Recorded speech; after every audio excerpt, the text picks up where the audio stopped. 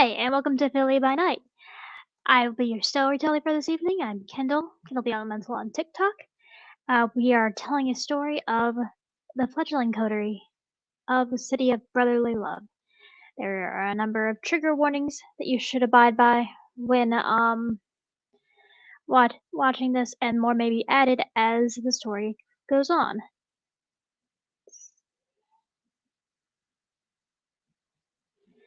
They include violence, foul language, drugs and drug abuse, manipulation, gaslighting, and discipline use. Please keep this in mind and proceed with caution. Now, let me allow my players to introduce themselves.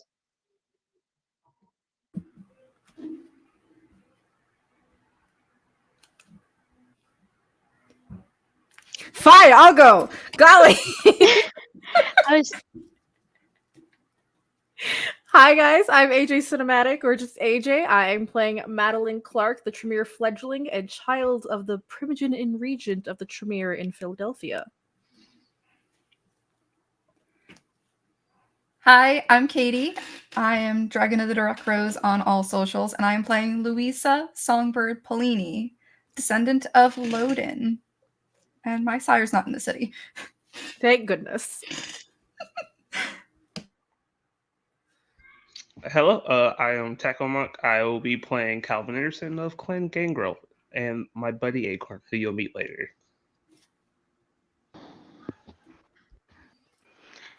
Hi, I'm Ink or Cowboy Ink on all social media. I am playing Percy Marinos, the child of Hades Artemis, and descendant of Artemis Orthea, and her familus, the bourgeois Melano. all right, and where we left off, there was a session where all of the fledglings went and discovered a weird plant that was growing along the side of a church, and then there were some solo sessions that went into more detail of it, and brought back some pretty odd evidence of what could be happening in the city and what is currently going on. And there were also some personal sessions of all of these new and fresh fledglings to the city getting acclimated and meeting up with people that are important to them. And today they are on May 22nd, they in game. They are meeting back up in order to go over what they have. But before they do that, they are rousing for the evening to various levels of hunger. Most of them, actually 3 of them, wake up before the sun goes down. But those 3 are not the ones that we are focusing before they get into their coterie session. Percy, you wake up as the sun goes down. You feel your blood rouse, and you immediately get hungrier. And as you are moving, because you know that you're meeting with your coterie for some dorky stuff that you are. I don't know how secret it is anymore of how much you enjoy it, but it's interesting because it actually gets you information on the city.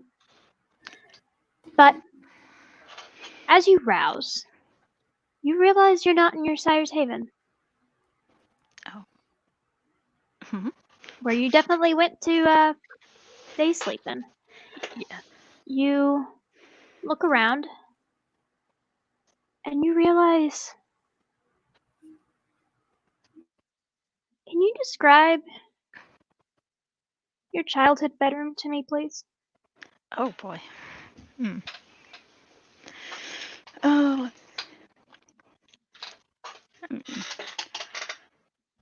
Probably fairly big. I mean, she was pretty well off. Lot of books, various books, mostly fantasy books, all over the walls. little messy because it's Percy and she's probably not exactly the neatest person. Lots of toys, just lots of everything. Her parents tended to give her pretty much anything she asked for, so a lot of toys, a lot of books. Most stuff being pretty pricey. Probably big windows looking out over the city. A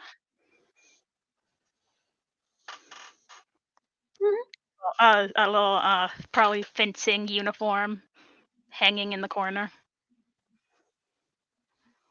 That makes sense. So as Percy would wake in her childhood bed, she would look around and she would see sunlight streaming in through her window. And she would smell something potent in the air. It is that addictive smell that she caught wind of recently, but she can't really place it right now because it's so disorienting. The place versus the smell versus the sudden view of sunlight. And as she is looking around, go ahead and give me a wits and awareness at 3 hunger. Where's the box? There it is. Roll. What's it? 2, 4. Hunger. 3.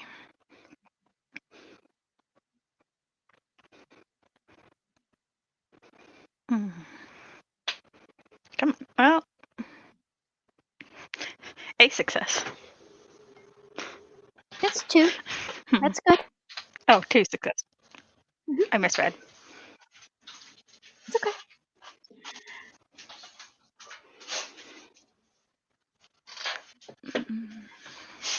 Does Percy remember the first person she killed?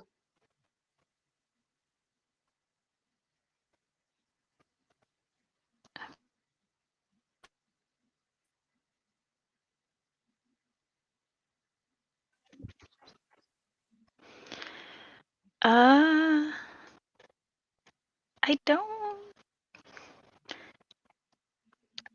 I'm gonna say no. I mean, I haven't chosen that, so I would say probably not. And also, it's Percy. Yeah, that makes sense. But I'm sure she would remember the shame that came with it, the loss, the feelings of, because those are the what that's what she's feeling now as she looks around and around her at a person that is covered in blood and equally ripped apart on the floor of her um childhood bedroom. There is blood and viscera soaking into the carpet. You can't remember their name. And as you get a closer look at their body, their head, they don't even have a face. It's completely smoothed over. And you see flowers blooming out of where their mouths should be, where their eyes should be, where their ears should be. And they are iridescent. You hear your sire lean in, or at least the voice of him. That low growl.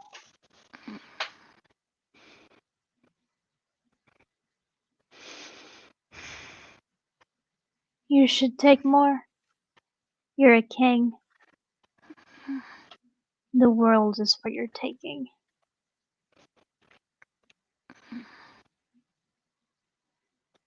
But you still feel that shame. Because you remember how he actually reacted when he first saw you kill something and you were out of control. Yeah.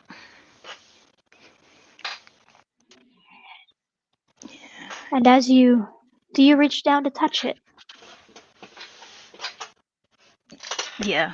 Yeah, probably. To kind of slowly, we'll start to reach down and kind of hesitate for a moment and then just quickly reach out. Okay. As you reach down to touch the body, a vine shoots out and wraps around your wrist, wrapping up the length of your forearm, and you suddenly rouse from torpor in your sire's haven. Okay. So how does Percy feel? Waking from something that can only be construed as a nightmare. Or daymare. Definitely Saken. Definitely Saken. She probably sits up and goes over to Melano and just pets her for a little bit before, I guess, getting up to start getting dressed and starts trying to push that memory away to focus on some other time that's not right now. Okay. Is Percy trying to mask how shaken she is? Probably. Yeah. Okay, go ahead and give me a composure plus subterfuge. If you have a masking specialty, you may use it. Nope. But at least I have a dot in subterfuge. Yep, and I will say that this masking can occur after your hunt, since we've already rolled all of that out. Good. Good, yes. So you will be at hunger 1. Oh, good.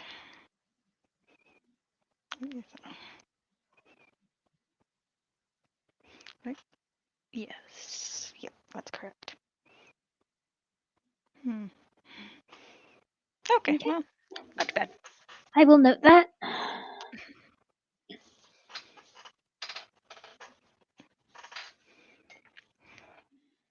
All right.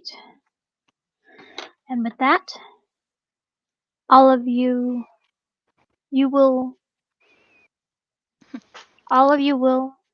do your hunting, and you will all converge on your coterie haven.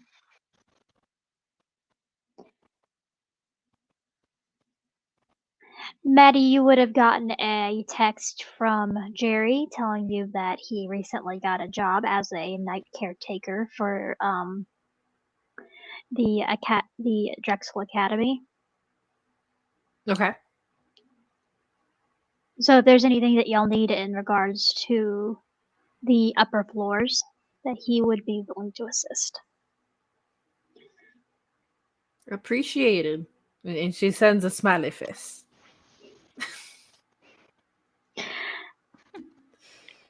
So do you all go and converge on the coterie haven that is beneath the academy?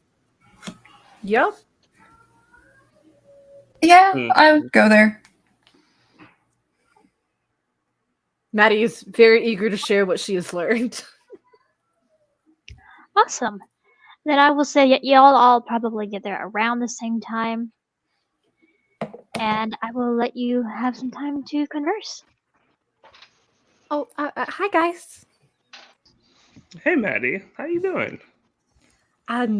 Been busy. You?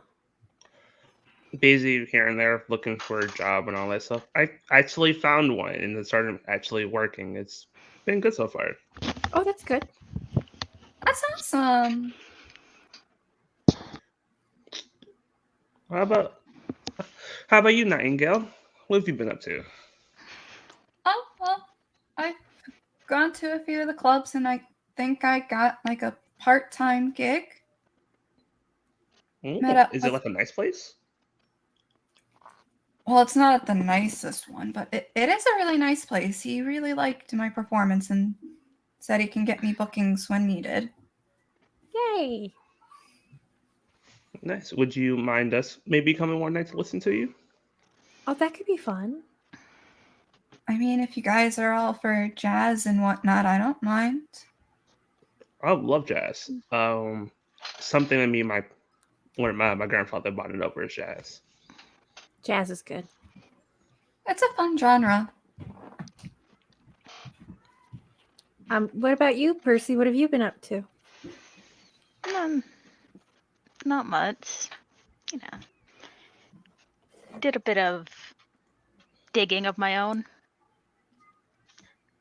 Learned some stuff. Yeah, we really need to talk about the plants. Like, it's bad. It's really, oh boy, it's bad. It's bad, but fine. And she'll look at her arms. I'm perfectly fine. You got lucky. Okay, are you guys ready for me to just get it all out at once? Because I learned a lot, and it's very alarming.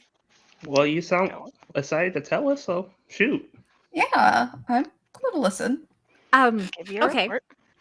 So what we at the Chantry have discovered is that it is something called a mandragora. Now, these are very special plants created with blood sorcery. However, there are no recorded cases of them being found in the wild because they're very likely to lead to a masquerade breach. So our only examples are different because they're in a contained area. Most of the time, you make it with a specific clan's blood. However, the one we found is exhibiting, well, not just one distinct clan's abilities. So that's exciting. It seems to be spreading quite quickly. And well, we don't know how it started, but we're hoping to contain it. That's why we made sure the sheriff and the city were aware that it need to be contained immediately because it is a threat. Also, whenever we're around the plant, we should be wearing safety materials like a mask and gloves because it's intoxicating. It can allure you, no, like full gloves, like medical gloves, like COVID. We're thinking COVID. Just no. It's intoxicating. The smell can make you like it. And it's not good. It's very parasitic, and it's not good. And even more alarming, another coterie in the city found a similar plant with flowers on it that seemed to be facing one direction or the other. We're currently studying it at the Chantry. I don't know much more than that, but this plant is very dangerous, and we're not sure how it started, but we need to find out. It's just very, very, very, very alarming. So we need to be really careful around this plant. Don't breathe it in. Don't touch it directly. Like it was nice to you, Louisa, while you were touching it, but that's not always the case. If you aggravate it, it could hurt you, or it could just decide you're a threat or a meal, and it's bad. Like poison ivy plant bad. Oh, that's bad. Okay. Like, yeah, there's a reason we told the sheriff about it. So, like the plant is blood sorcery plants? Yes, they were created with a form of blood sorcery. We're not quite sure how. It's not one that we particularly recognize. But yes, it is alarming. We're trying to find out the origins of it. Why would we breathe it in, though? We don't breathe. You gotta breathe to talk. Regardless, don't just don't. You wear a mask if we're around the plant again. Just out of caution's sake, it's intoxicating, and we're still trying to understand what it does. Louisa. Mhm. Roll me an intelligence plus wits, please. Oh no. How smart is Songbird today? Not. It's just no. That's the answer every time. How song is smart? Songbird? No.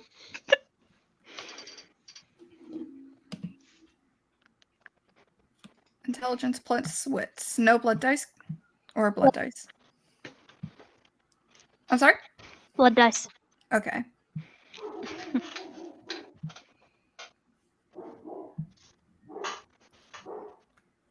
Apologize for the dog, as He has a lot to say. yes, she does, Yes, he does. and no one wants to listen.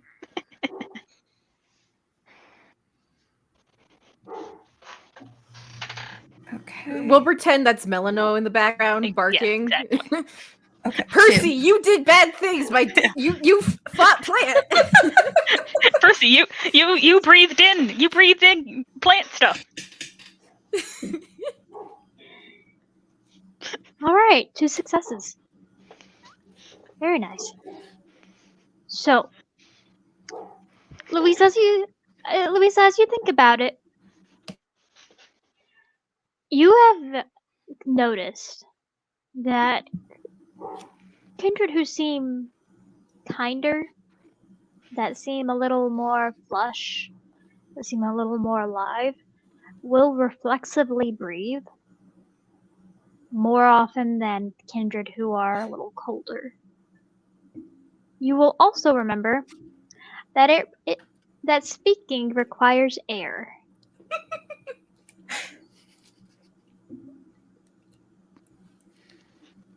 Yeah, so she'll have kind of like a little bit of an epiphany moment of like, oh yeah, like I still need air to do that. And then she'll kind of just like now study her coterie mates after the breathing thing. Because she's probably, when she's not talking, like not breathing out of habit. I think the only time that Louisa ever purposefully doesn't breathe because of how closely she cleaves to her humanity is when she's on the job. That is fair. But go ahead and give me a wits plus insight roll as you are observing the rest of your coterie. Oh boy. Oh boy. Maddie's like anxiety. And I have to explain everything all at once. Percy just darting her eyes around the room like, don't notice, don't feel. There Okay, are no emotions. Feel, don't feel. As you are giving me that roll, Percy, go ahead and say what you were going to say. I did do a bit of digging. And went back to the church. The plants were coming out of the cellar underneath the church. Knowing that they feed on blood, perhaps. There were bodies down there. I believe they were mortal. They're kind bodies. One of them appeared to have been fed by one of our kind. And so pull out a small bottle and kind of start to hand it over to Maddie and be like, I also collected a little sample. The plants do have thorns that appear to have a bit of poison on them. That looks gross. I figured you and your studious friends would find it interesting or could research it some way. Yeah, we could definitely use this. I don't think we've got a sample of this yet, so I'll bring it back to the chantry. And she's gonna carefully set it on a shelf for now and back away from it. Louisa, with your 3 successes, you're able to see straight through Percy's mask you're able to see that Maddie is riddled with anxiety, but I think it's like her also getting her wires crossed with mild excitement over what is going on. And what's Calvin feeling? Cal's just Cal. He's just in a good mood. He's just vibing. He chilling. Are any of them like purposely breathing when they're not? Yes. Okay. Like, Maddie and Cal, with their blush of life and how closely they cleave to humanity, they don't need to think about breathing. It just happens. But they're a little shallower. They're not as required as or as rhythmic as a human would be breathing. Calvin is the closest one that resembles having that reflexive breathing. Percy's probably not breathing at all whenever she's Yeah. not talking. Probably not. Especially since she's with just the coterie and not around, or not currently around people. Living people. Noted. She's going to she's gonna like clock all of that. And she's gonna kind of change her body position to be a little bit more endearing, seeing that one is masking, one's anxiety riddled, and is like, am I standing too harshly now? Like, do I look too authoritative, like I'm on a job? Okay, let me change my body language to something that is more comforting, like when I'm hanging with Reggie. Aw. Reggie and Maddie do have a lot of anxiety. Yes, they Yeah. do. And then hearing that Percy has dug up graves, like, she's not masking that she is visibly upset hearing that graves were desecrated, but is like, all right, you found out some stuff, but you still disturb someone's resting place. We'll address that later. Yeah, Cal does not look like he put two and two together. Maddie definitely put two and two together, but she can't say anything because she got called out by her sire last time because she's an archaeologist. So, maybe digging up graves isn't such a bad thing because it's her job. So Maddie just doesn't say anything. Okay. Yeah, don't worry about it. I did that. Yep. I did do that. I did specifically go back to the graves just for that. As you were talking, you would notice that Melano kind of her ears go up. She kind of turns toward the door as your shadow, Natasha, walks in. And she's got a couple of different bags with her. There is they look like a gym bag, and she's very pretty, with this red cardigan over a halter top and a pair of jeans.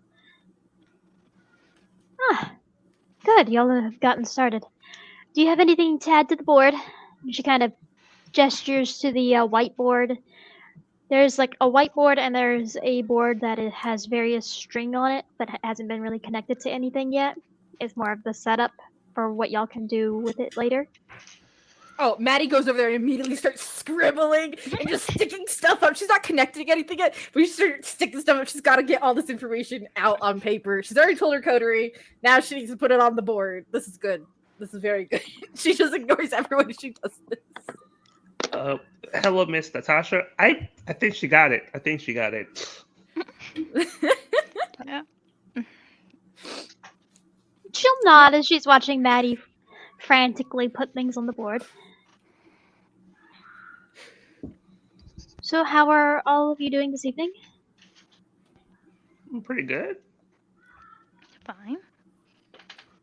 All right. Pretty good. And again, when Percy goes fine, like, Songbird will like glance over real quick. Natasha will kind of approach Maddie very gently and from the side of,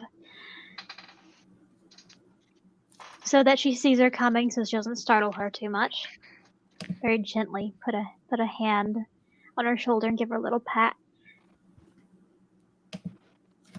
Are you okay?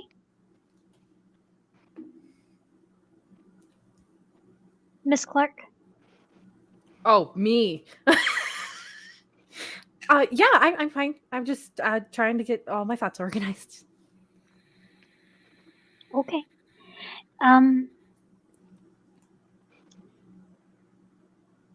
You, you don't need to do everything at once. It is okay to take a little time. Well, yeah, of course, there's a methodical order to certain things. Yeah. You can relax here. We're not going to bite you for going too slowly. I am next, she says with a straight face. Because she genuinely believes that. I know you don't need to, but please take a breath. Deeply. Okay. Get another little pat to her shoulder. Right, so what were your plans for this evening? I know. Have you already exchanged? She kind of looks at the board. Oh, you've done quite a bit of studying on this. And Maddie also already informed us before putting it on the board what she discovered. And Percy told us what she discovered. Yeah. And also Yes. the another coterie found stuff, and I shared that as well. We also dealt with the plants in the cellar. Yes. The one known as the Spartan and the cleanup crew dealt with the plants in the cellar. The Spartan and Mr. Everly. With Miss Marinos' assistance, recognized how light sensitive these plants are. And after discovering the large growth of the plants at the cellar and how they were feeding, they weakened them considerably in order to further deal with them.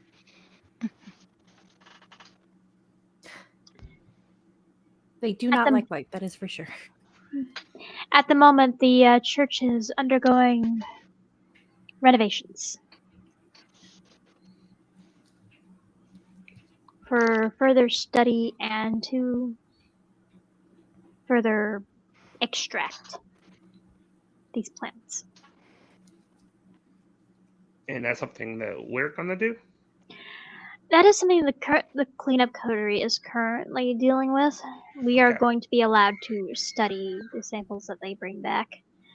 I understand that the Tremere are also looking into them, but this is something that this coterie is capable of in a particularly unique perspective. Makes sense. Then, so what else does a coterie do? What do you mean? Like, do we have multiple jobs, or do we just have that one job that's now on hold, so we don't have a job? I'm sorry, I just don't really. I'm still trying to understand coteries in general. Well, you are able to. You have multiple jobs. At the moment, you are waiting for the results of the various things that you are looking into.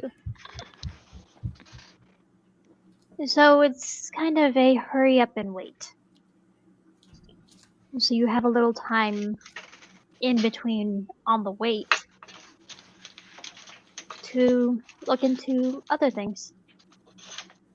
This is not going to be your only job. There are various other small mysteries, bruises throughout the city that we will be looking into. But I have not been told another one, and unless we discover one on the way, This taking a little breathing room is not a bad idea while we're waiting on results. Especially since a lot of you have made quite a bit of progress on what you have found recently.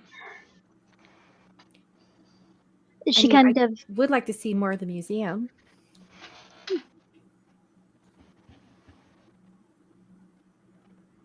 that could be interesting. I'm down with, seeing what else our Haven has to offer. So, we always know what's going on around here. I also do want to spar with Percy. Now we talked about it before because they brought their sword. Do you always carry your sword? When I can. Yes. So definitely perk up a bit at the idea. So you just like if you can, you just walk around with the sword. I mean, why not? You could always, and she'll pull up her big giant bag. Just get like a bag to put them in and have them with you at all times. That's what I do. I mean, you could get one of those guitar cases and put a sword in a guitar case.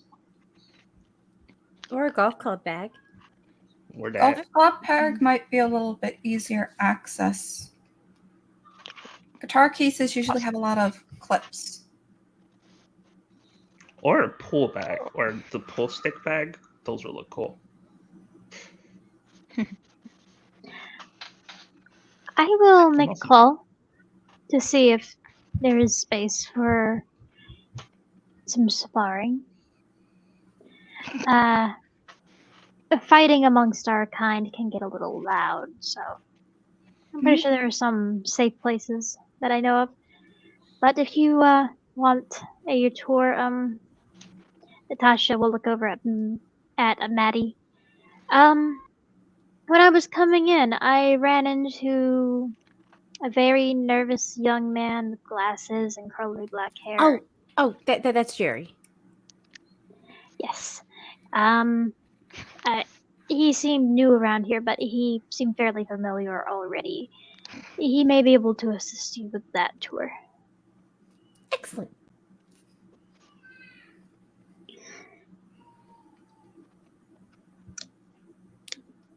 So are y'all gonna head up to the It's museum exploring time. Let's go. Oh, here we go. Nerd time. Yes. Also scouting out the security of our haven, obviously. Yeah. Multi-purpose. Okay.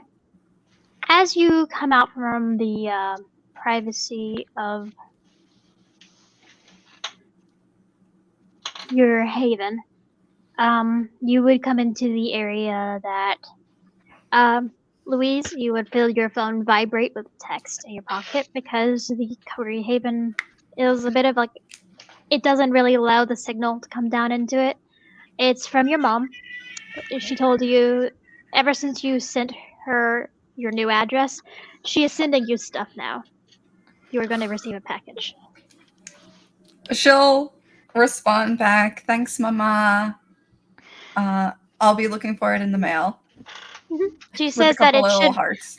She says it should be arriving today, but she does not trust USPS. Rightfully so. Mail slow. And then she'll like smile at her phone, send the text messages back, and then put her phone away.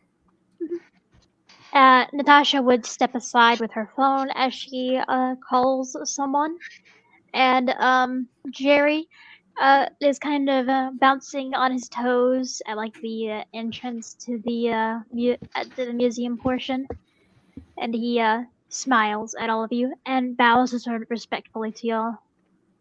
It looks Hi, more like a Jerry. nod since y'all are in public. Oh, hi, Maddie. These are my friends. This is Louisa, Calvin, and Percy. What up, dude? Hi, I'm Jerry Collins. It's nice to meet all of you. Sir, ma'ams. Oh, nope. Cal just puts out his hand. Just a dude. You can just call me Louisa or Louisa or Lulu or anything like that. You don't have to call me ma'am. And again, she visibly cringed a little bit at sir. Percy is fine with me. There is a general look of discomfort at that, but he doesn't correct any of you. But he Yes. will nod a little stiffly. Okay. The Miss Prince told me that you wanted to were going to be wanting. What are y'all doing up here? Are y'all? He kind of just starts fumbling over his words, like he forgot the thought that he was going down. We just want to check out the place. Maybe look at a few of the exhibits, see the entrances and exits, the perimeters, that kind of thing. Yeah, look around. Okay.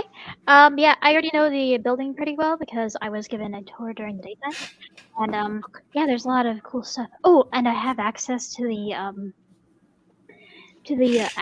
academic rooms where they are the consoles that they have here. Most You of the do? stuff here has casts. Yeah, I can show you it. Yes, please. Mhm. I would look at some bones if possible. Oh, there are some bones on display. Oh, I had to show all of you something. And he very excitedly show. starts leading y'all into the museum portion. And I need a wits and awareness for everyone, please. Oh, Wits Jesus and awareness. Christ. Okay. Do I get to add heightened senses? Yep, if you have it activated. I do. Do I get to add my special suit concealed objects or no? No. Okay. Where is box of doom? There's box of doom. Do do do do. Do do do do. It's an awareness. Hunger. One.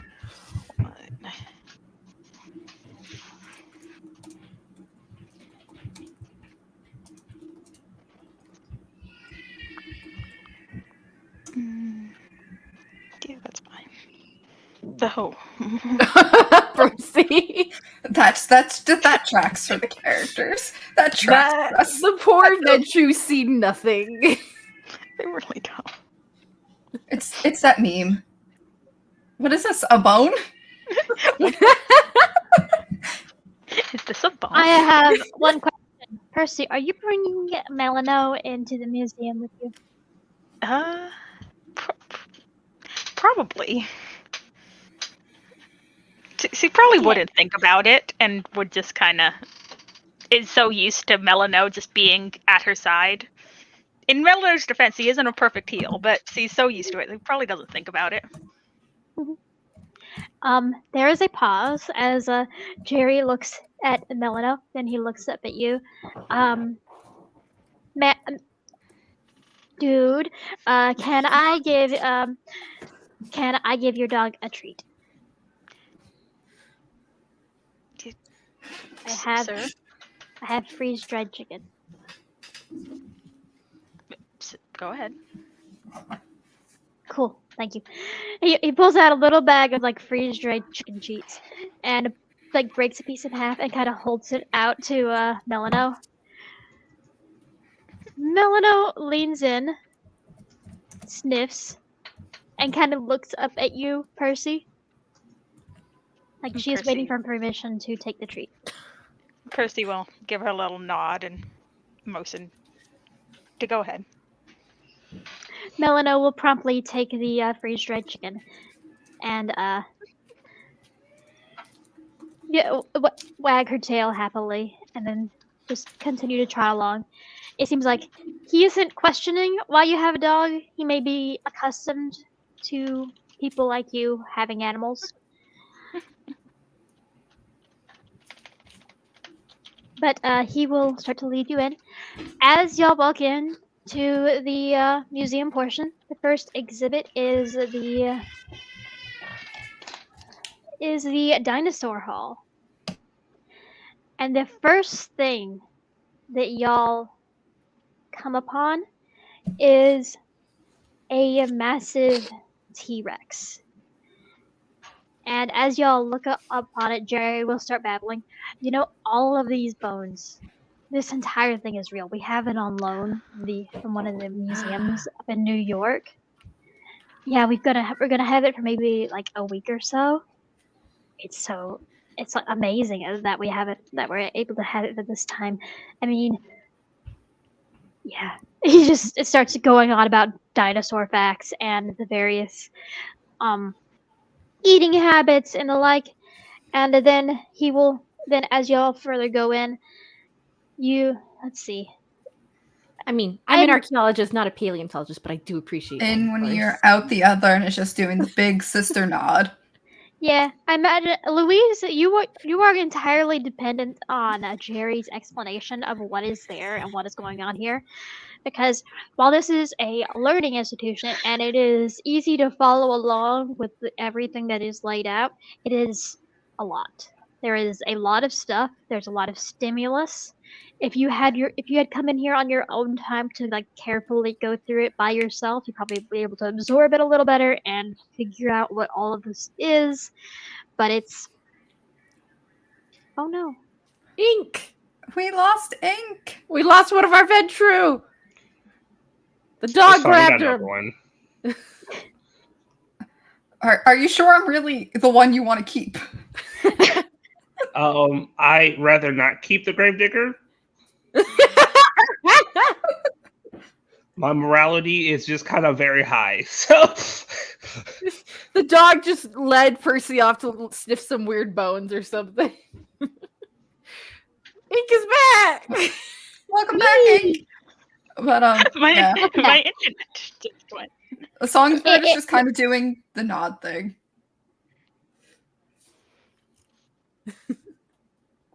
Ye Percy, you are on a similar wavelength to Louisa, but with your level of intelligence, it's not that this is overstimulating, it is that this is understimulating. This museum is built for learning and for people that are a little more entry level. It may not be your hyper focus or what you are interested in particular, but it is something you're able to absorb, and you kind of gloss over a lot of that because you adapt too quickly to it. You understand it a little too well, so you kind of don't really notice the details. Yeah, so she's just kind of around, bored, looking, Little just like, anything cool around here? In the dinosaur exhibit, there are some. There is a pretty interesting life-size model showing the internal anatomy of a Stegosaurus. That probably grab your attention since you are slightly grotesque. Oh god. The screen card, please. Yeah. Calvin, as you are looking around, you would notice the you would notice that there are various cameras set up. You are keeping an eye out for the security system because that is something that your sire commented on while she was here.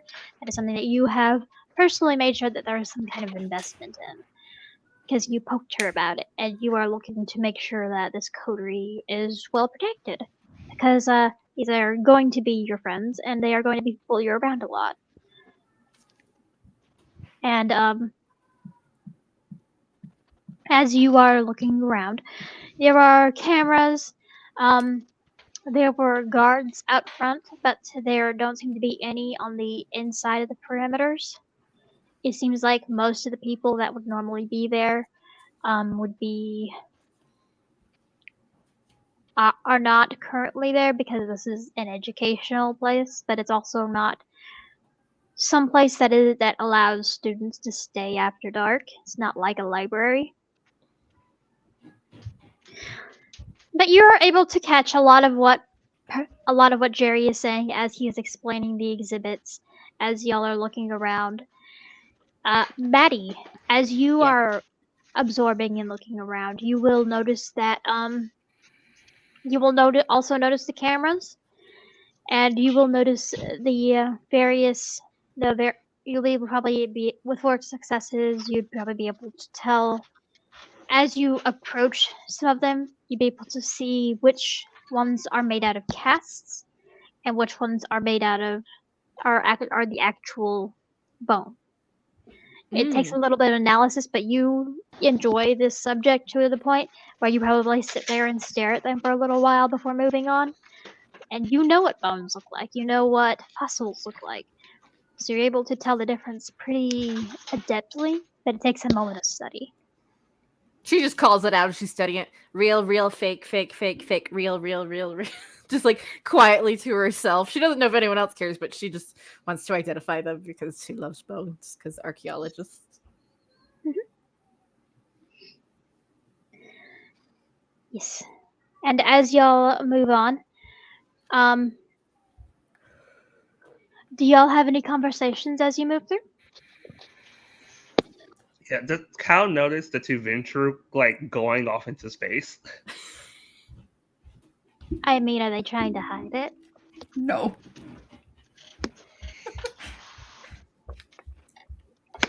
Yeah, he's just gonna like turn to them once like there's when we're moved to the exhibit. It's kind of look at them. You guys good?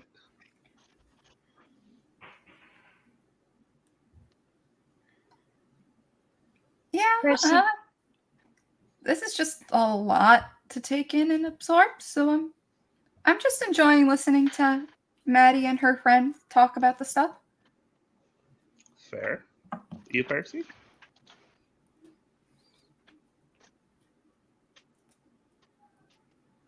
Ink, can you hear us?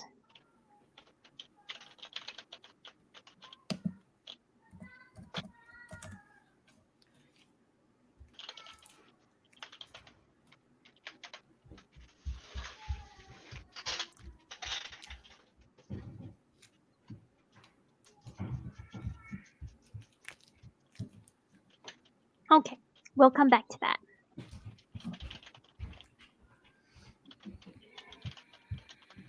As y'all are maneuvering around, Jerry will show you all of the various dinosaurs, and there are over 30 species that are represented within the exhibit. There are like these dioramas and the like of dinosaur eggs, footprints, sculptures, and murals that they were inside of the cave walls. Paleontologist tools, and as I said before, that life-sized model showing the internal anatomy of a Stegosaurus. And the entire time, Jerry is explaining this all very brightly and extremely enthusiastically.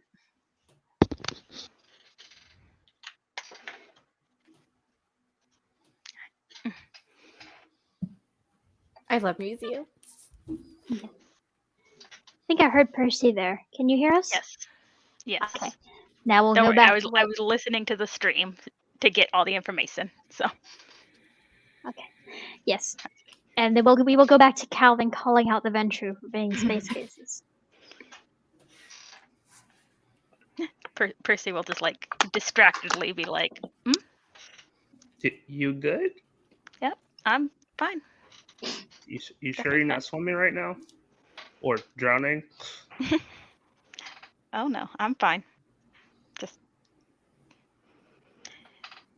taking it all in. Alrighty. She Just says making sure you're good. She says as he looks around for anything of more interest.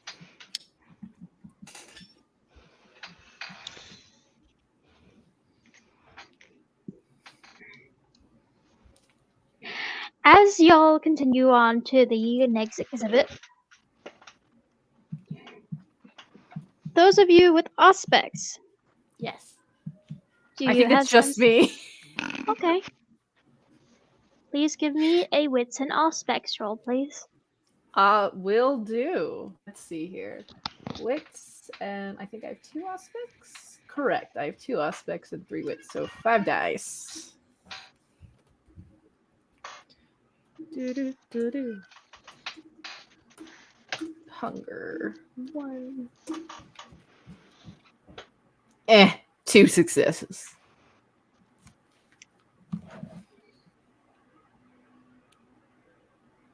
You feel something eerie, like a chill go up your spine.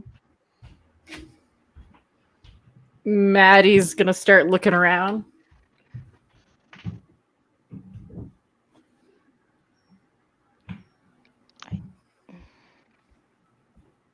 You okay? There's just something off here. I can't quite place it. Off? Like, Off? what kind of off? I there's something there I can't see, but I should be able to. I got a chill down my spine. We can get chills? But with there's supernatural stuff involved, kinda. Oh. What do I do to try an investigation roll to try and see better, or?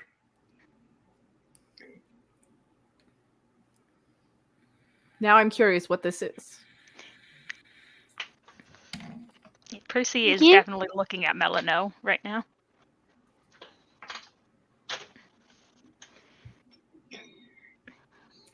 Give me a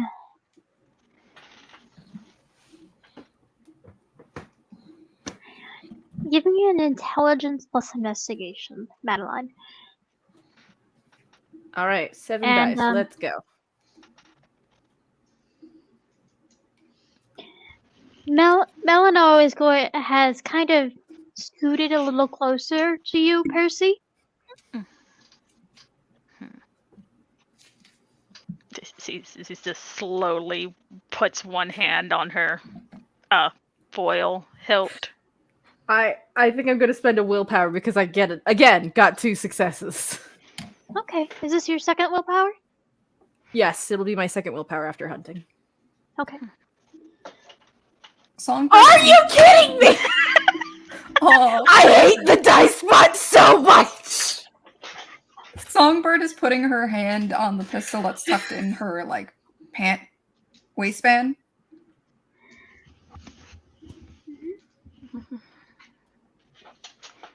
It's okay.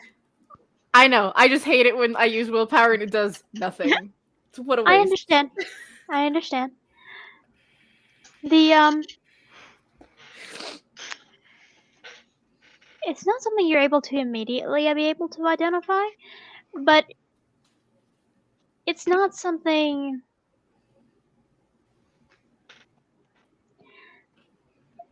you have felt it before. Oh? Yes, it's been something that you have been able to hear, not hear, you'd be able to feel at the chantry occasionally.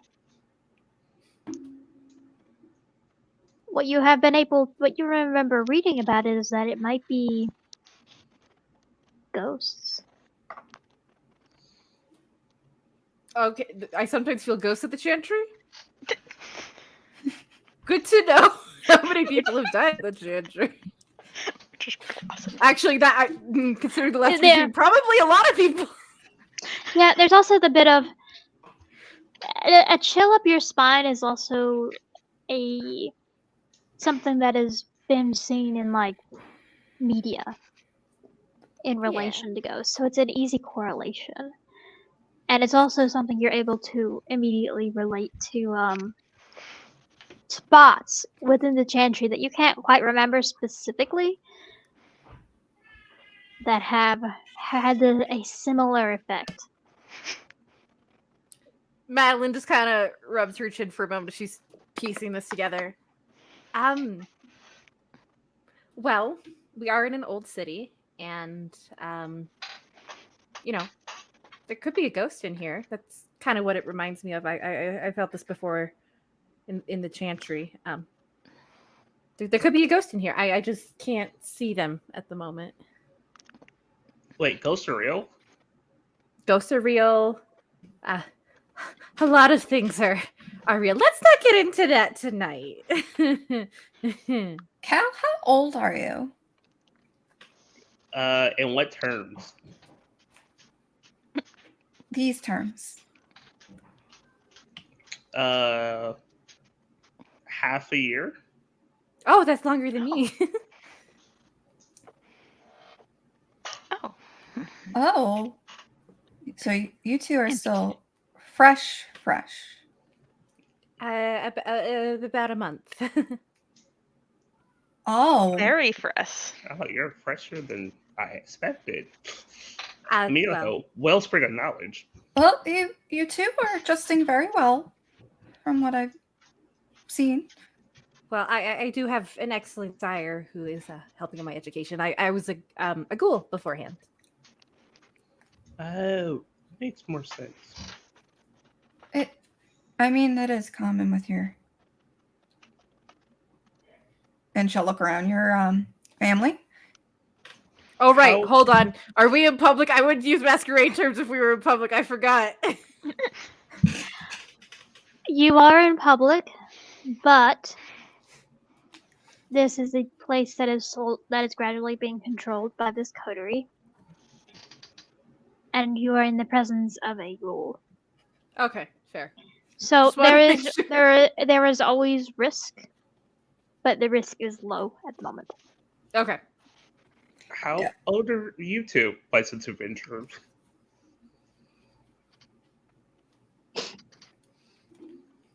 I've been at this for almost 5 years, if not 5 years on the mark. I believe it's around that time of year. It's been about 3 years for me. So, all right range of children. Let's go. I'm excited.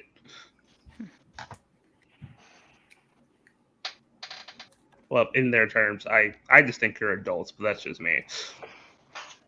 I mean, We are. I can legally We're- drink before and after.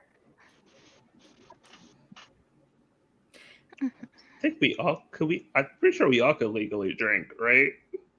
Yeah. Yes. Okay, we wanted to make sure. What does everyone age look wise again? Like physical appearance wise? Because Maddie looks about 27. 23. 28. What was it? 24? I want to say 24. Okay. So the oldest ones are the youngest looking. Yes. Yeah, we're actually technically all about the same age. Oh, yeah, we add it all are. together. Yeah. It's a bunch of dead 20-year-olds.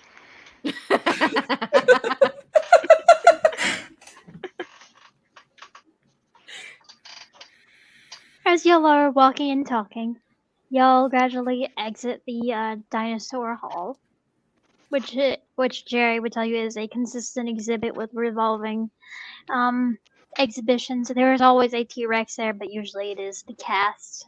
Usually it's not always the actual bones, but he's very excited that it's the actual bones this time because he thinks the way that he expresses it is that you can kind of like feel the history in them and the way that it's structured. Sure. And he will keep talking as y'all go into the drawing from the collections, the evolutionary success of beetles.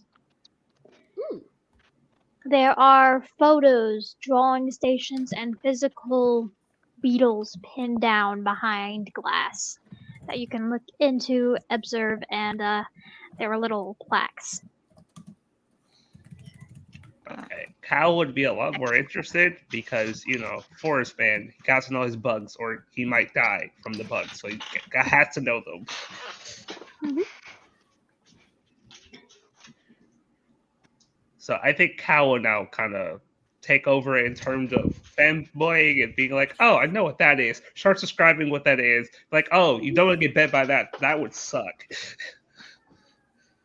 Yes, so Jerry would join you in explaining that some of these beetles have been long extinct, and some of these beetles are still alive today, and that, oh no, I froze. No, you're moving. good. You're Wait, back. there we go. Okay, there we go. There we go. And he would go on to explain that. But as everyone else starts to disperse into the exhibit, I imagine that some of you would like there were some drawing stations where you're able to like draw out the various beetles. And like, would any of you be interested in going to? Oh no, we lost Ink again. Ink's back. There we go. Yeah, Kyle would draw. 'Cause Kyle's like, why not? Maddie will draw. She likes museums and doing what the museums have to do. Even if bugs aren't her particular interest, she likes museums and it's history and yay. Luisa's just gonna kind of like watch them. She's like, y'all are having fun, and I'm just gonna watch and be the chaperone now. Mom friend. Percy will, I could probably just watch more in like a, I'm not a nerd. Which beetle does does Percy actually enjoy looking at these various bugs, or do they actually just genuinely disinterest her? She's probably find some of the like those horned beetles Mm-hmm. and is looking at those. Okay. For those of you that are drawing, give me a wits plus craft, please. Yeah. Ooh, I have that. I actually have that. Oh, my specialty doesn't come into play. I'm sad.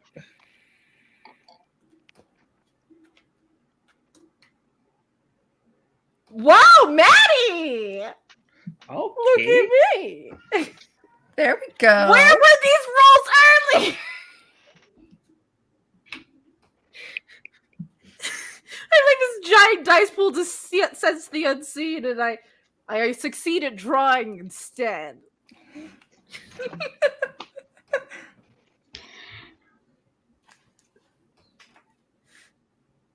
Calvin, your skill comes more from recognizing some of these things and having to have drawn some of these things to warn people that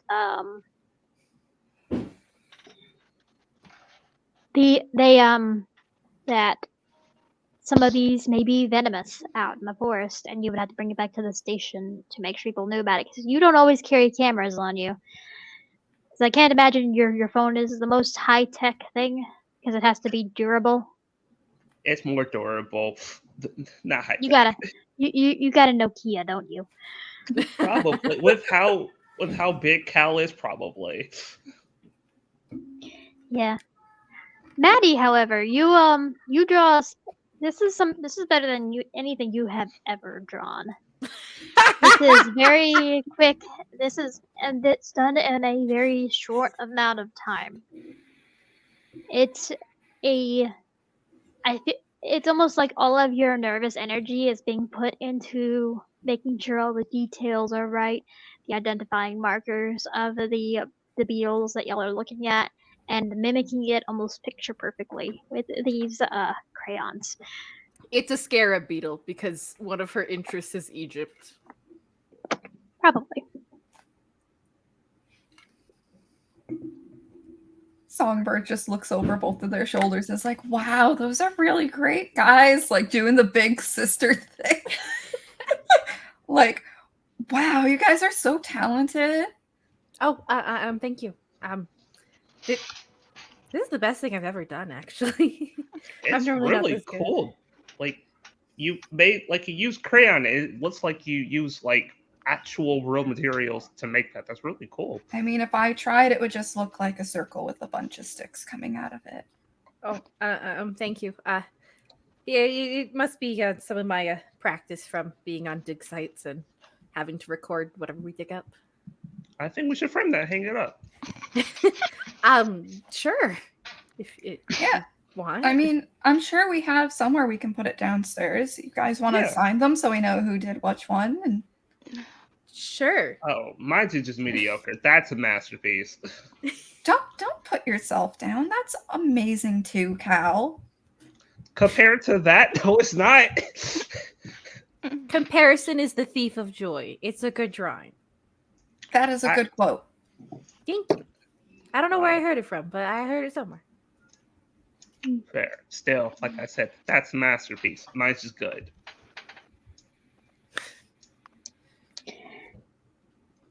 Are there any human bones in the exhibit, Jerry? What? Percy will slightly tune into this conversation. Not phased. She said she's into archaeology, Cal. I am That's- actually an archaeologist. Like, I would imagine that they've come across bones when they're out in the field, archaeologists. I could be wrong. I could be mistaking that for someone else. Yes, archaeology is digging up ancient ruins, bones, grave sites that are abandoned, long abandoned, and just trying to piece together lost pieces of history. I spent a lot of time in Greece and Italy, a little bit in Egypt. It seems like you're really into places, the Egyptian stuff. Like, have you found anything cool, like yourself? I actually prefer Greece and Rome. I've done a little bit in Egypt. I love Athens, and you guys notice if you guys are paying close enough attention, she's wearing like Athenian jewelry on her necklace and earrings. Percy probably recognizes it. I'm not sure about the other two. Absolutely not. Unless you're wearing Italian folk magic stuff. Nope. Nope. She just is a nerd wearing a giant t-shirt that says archaeology. It's a picture of a bunch of archaeological tools. Have you found anything yourself? Discovered anything? No, but I have worked on dig sites where I found different artifacts and cataloged them, brushed them up, and well, honestly, archaeology isn't as fun as Indiana Jones makes it look. A lot of it is sitting in the dirt, putting back together pottery pieces that are in tiny, tiny little shards. I find it interesting, but most people don't. It's not Indiana Jones. So I shouldn't expect you to be doing flips and swinging around. Well, I actually can do flips, but not because of archaeology. So you're still just Indiana Jones then? No, I am not Indiana Jones. No, I did gymnastics growing up. So Jerry I'm gonna would call kind of you- be nodding behind her, saying, "Yes, she is Indiana Jones." I'm just gonna call you Maddie. I'm gonna call you Maddie Jones from now on. But We need to get you one of the hats and the leather jacket now. the fedora, Yeah, those. Yeah. I We also need to get you one of those whips, but not a real one. Or real. I know someone that we can get one from. Maddie just looks concerned that they're all trying to dress her up as Indiana Jones. Let's go to the next exhibit. Thank you, Jerry. Maddie just gives him a grateful look and scoots along, hoping to find some human bones and I don't know something.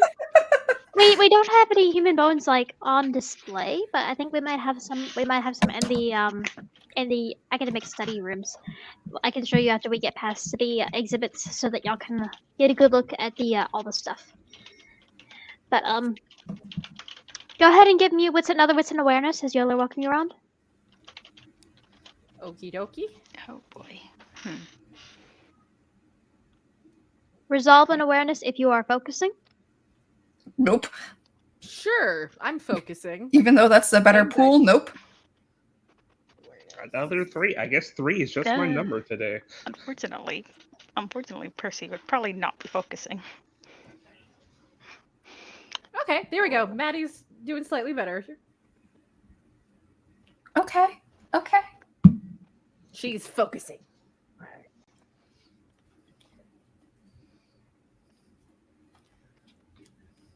3, 5, 2. No.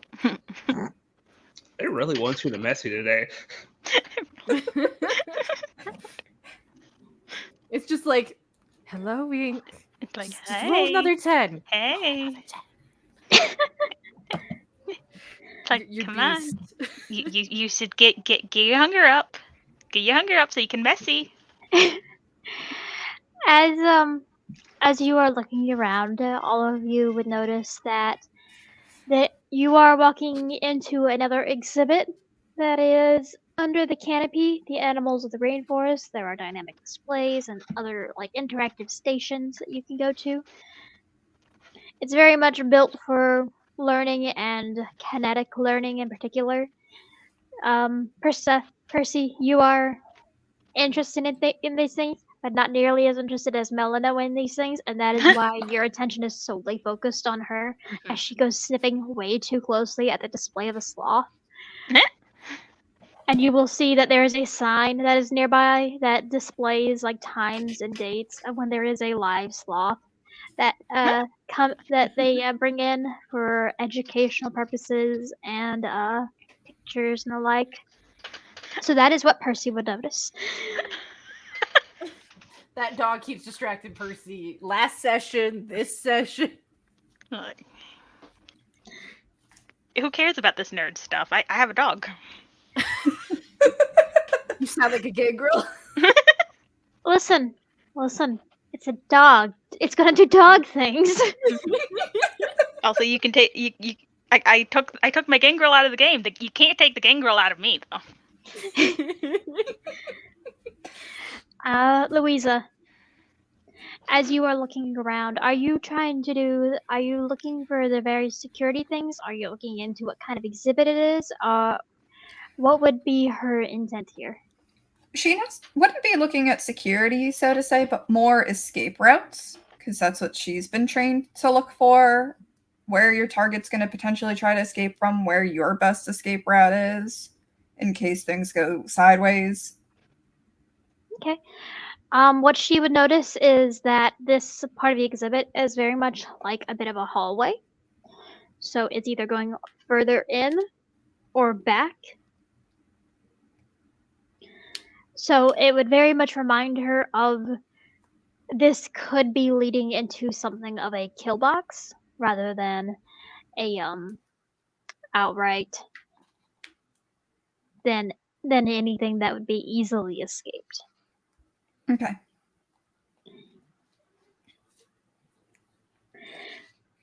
Cal, as you are looking around, you would see more of those security cameras. You would also see the various things that Louisa would have noticed and how to maneuver in the area. And you would also see Melino going to get a little too close to some of the exhibits. This place probably interests you just a little bit more than the previous room as well, because it's a lot of rainforest animals and displays and the like. And it's probably stuff that you know, despite it not being an environment that you are active in. It is probably something that you have been educated in. And Maddie, you would notice all of those things. And with your 5 successes, that cold feeling got a little stronger.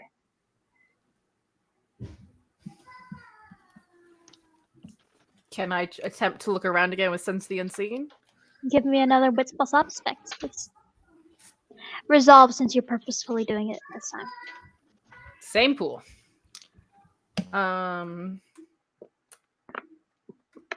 Do I tempt it by blood surging? You're welcome to if you'd like. I think I will, just for the fun of it.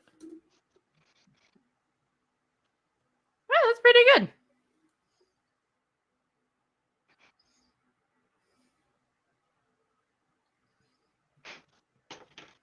Okay, what'd you get? 4 successes. Very nice. You still don't see anything, but your sense the unseen would give you that feeling again, and it would you kind of hear the sounds of like muttering, like someone is taking notes to themselves. It's the kind of muttering you've heard before when you were in school, when someone is just like writing down notes and they're muttering them under their breath. Is there a particular spot of this hallway room that is colder? As you walk around to see what is colder, what is warmer, it seems the further in you go, the colder it gets. Maddie, in unusual fashion, is going to ignore the exhibits and follow the coldness. Okay. So, Louisa, Percy, Calvin, y'all see Maddie walking straight through the exhibit toward the next one. And you see Calvin Jerry looks- kind of following her in a confused fashion. Cowboy just looks at them. Something is wrong. She Yeah, didn't look at Louise the is already exhibits. following her. Yeah, Percy is taking off. Yeah, Cal's like probably like, oh, that's alarming. You look at stuff. Why are you just walking past it? Something more interesting came up. This is ADHD, classic ADHD. Yeah, Percy is following more because he's like, oh, interesting. This seems more interesting. Maddie, All this is boring. you wanna see good? what- I'm trying to find it. It's colder in here, and I hear a voice, and she just keeps walking, trying to find this cold. Trying to spot. find More, it. more, the, more the- ghosts. the ghost? She just keeps headed towards where she feels it's getting colder and colder. Okay.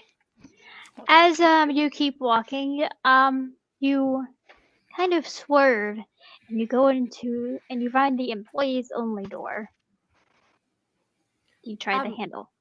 Or do you look to Jerry to unlock I it? look to Jerry. I'm like, I don't know if I can get in here, Jerry. Please. She just gives him like puppy eyes, like, please help me. Yeah, he falls for it hook, line, and sinker. You barely even need to ask. He pulls out a key card and quickly undoes it. I was gonna show this to you. I just okay. And he kind of just pushes open the door and kind of puts himself against the wall and allows all four of you to go into the employees the more of the research area of the institute.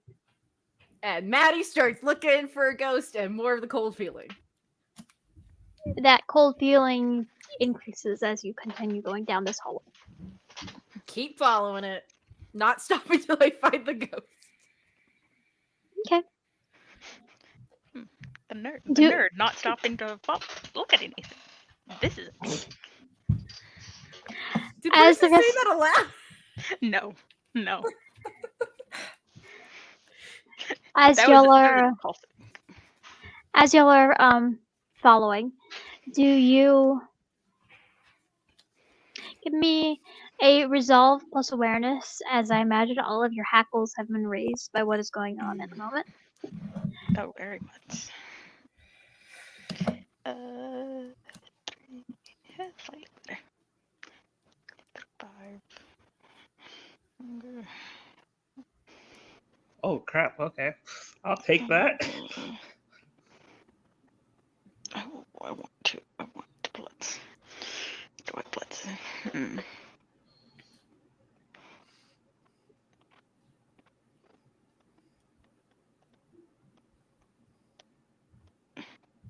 Oh, cow. Dang. Yeah. Oh. Oh no! Percy! There it is. Here's the missing. I am, because of her weariness now, burning a willpower. You're gonna fix it, Ink? Do I? Yeah, you know what? Probably should. No, there goes my. Oh my god! Oh, no. It just said nope. Hey, Next- hey. Ink, roll me one dice. Oh boy. You didn't choose the other 10. You just re-rolled your failure. Oh, okay. So I'm Okay. going to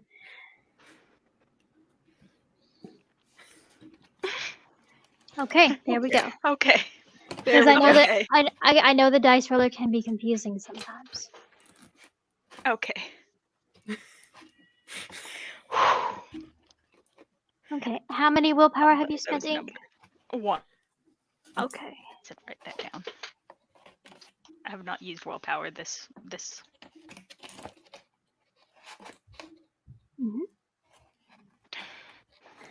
Alrighty. So.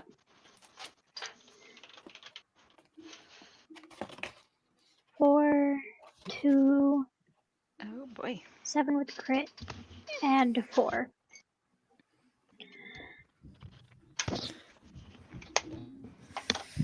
Percy and Calvin. Well, actually, I'm just going to go Percy, Calvin, and then Louisa. You would know that this, as you are walking down this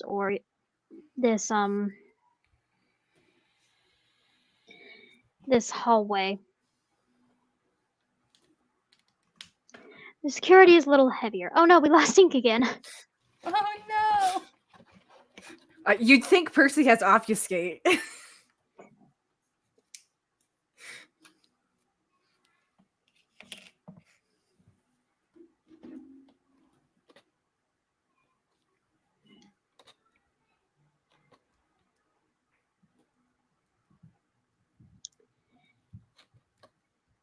Okay, we will go to what?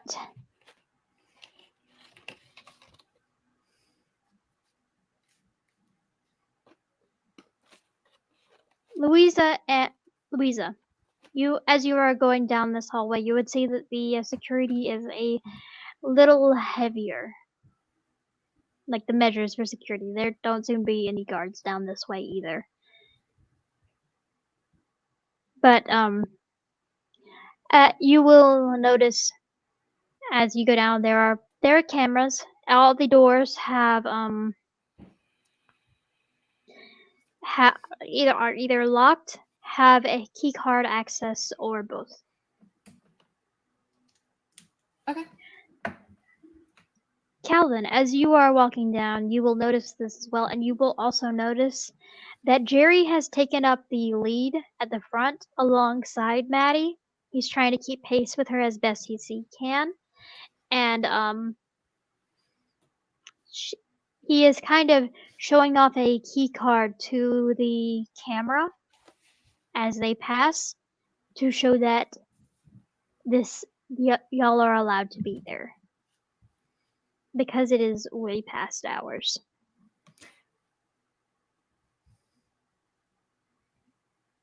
Maddie, as you are continuing to pursue looking for this person, you would come upon a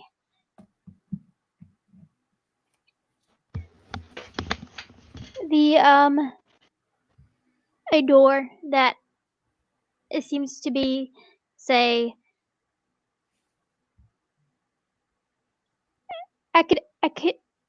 Academy's Research Collection 1. And there seems to be an order. Oh no. To how it's going. Okay. And the coldness is beyond that door? Yes. And it's locked with a key card? Yep. Jerry would step to the side of you and promptly open the door as you are it seems like you're kind of waiting and staring intently in through one of the windows. Right? Yep, absolutely. He will kind of look at both of you, at the rest of you. Please don't touch anything. I wasn't planning on it. Gotcha, dude.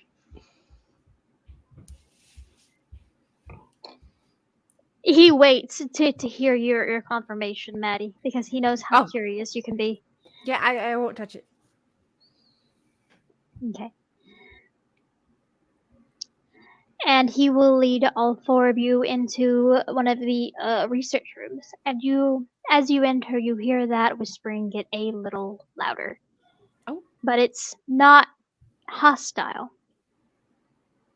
Is it audible yet of like distinct words, or is it all just still muttering?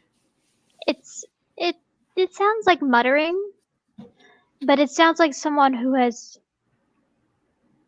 You don't really. Give me a wits plus insight. Okay, I can do that. Do I get to add heightened senses? No. Okay. Tab. Right. What's there to sense with a ghost? Oh, Maddie! Maddie!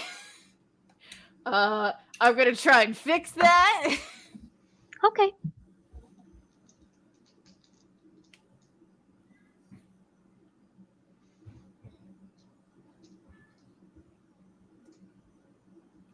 Wait, you dumb thing. Okay. I made it worse. That's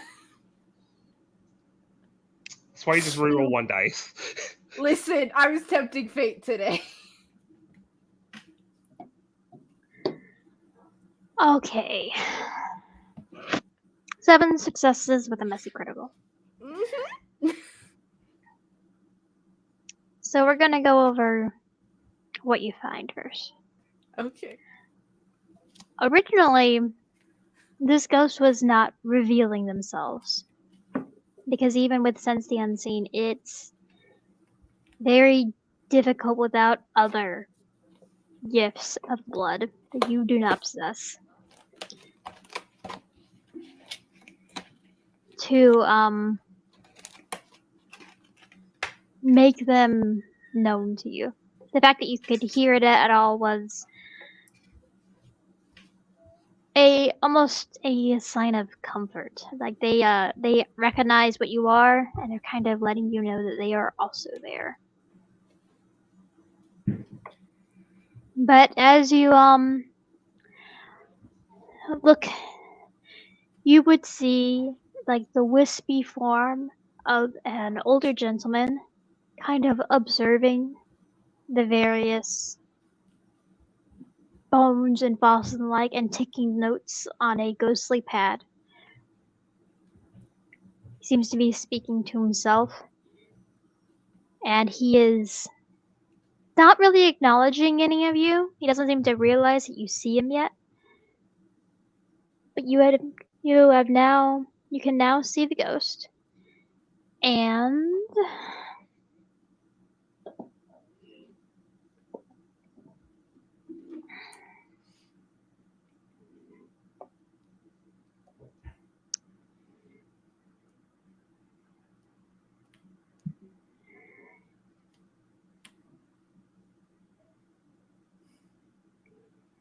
let's see.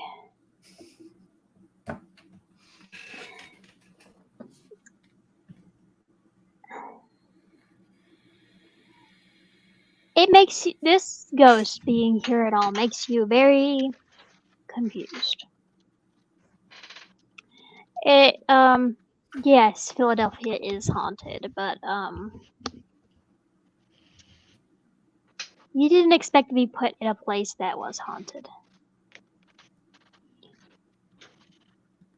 So I'm going to inflict you with considering the lengths that this messy crit decided to stay at, the number of successes you got, I'm going to inflict you with a combo compulsion of dominance and paranoia. You want to dominate the situation with this ghost because you're paranoid of why it's here and how it is functioning. Okay. If anything, it makes you want to kind of remove it here. Sadness. Okay.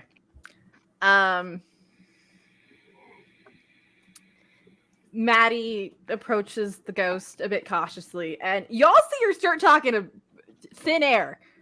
Hello? Pardon? Can you hear me? He kind of just looks at you, gives you a surprised look, then continues to ignore you. Sir, hello? Pardon? I'm trying to talk to you. I can see you. Give me a charisma plus persuasion, please. Can I add studying and to that? Sure. You said persuasion? Yes, charisma plus persuasion, please. Okay.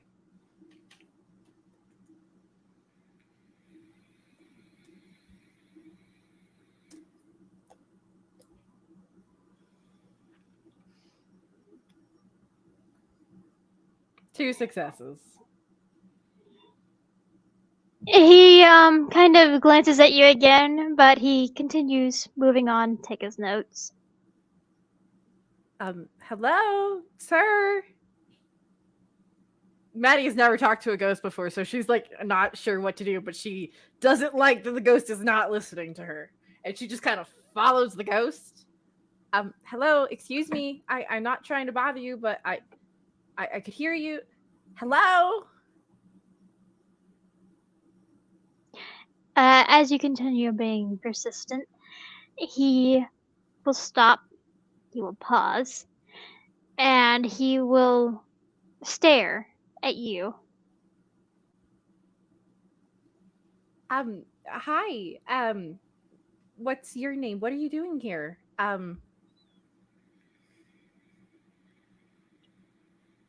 work here.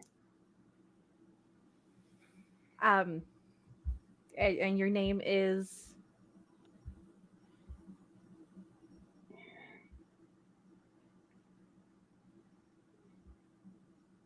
Arnold Lewis.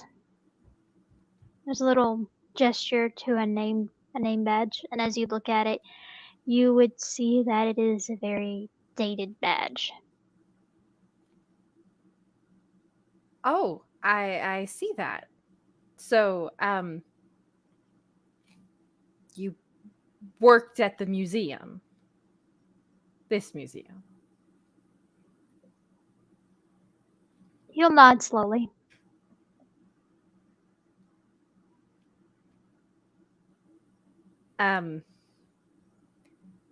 So that's why you're here, is you're still working? Yes. I work here. Does he know he's dead? Like, can I insight check him or something? Is he aware he's a ghost? So tell me how this is going to help you get him out. Because you can. It's just going to be at a penalty if you can't justify it to me. Knowing if he's aware that he's dead or not gives me information. Information is power. Therefore, I can use that to my advantage to maybe get him to realize he's dead and leave. Because he doesn't need to work here anymore because he's dead.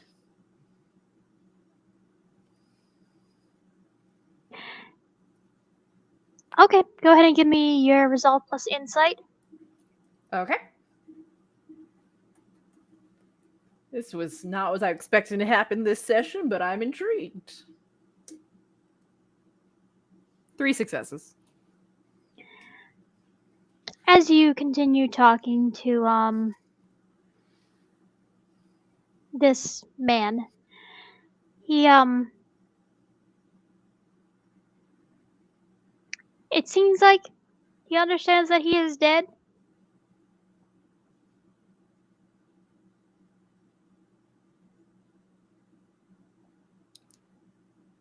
Okay.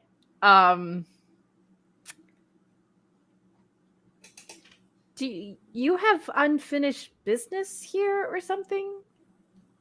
Is that why you're still working at the museum? There's work to be done. What do you want?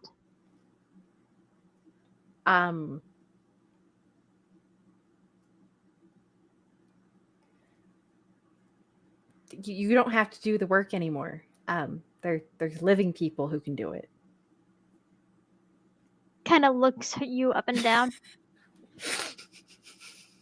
Do you? I'm alive. Do you, No, that was out of character.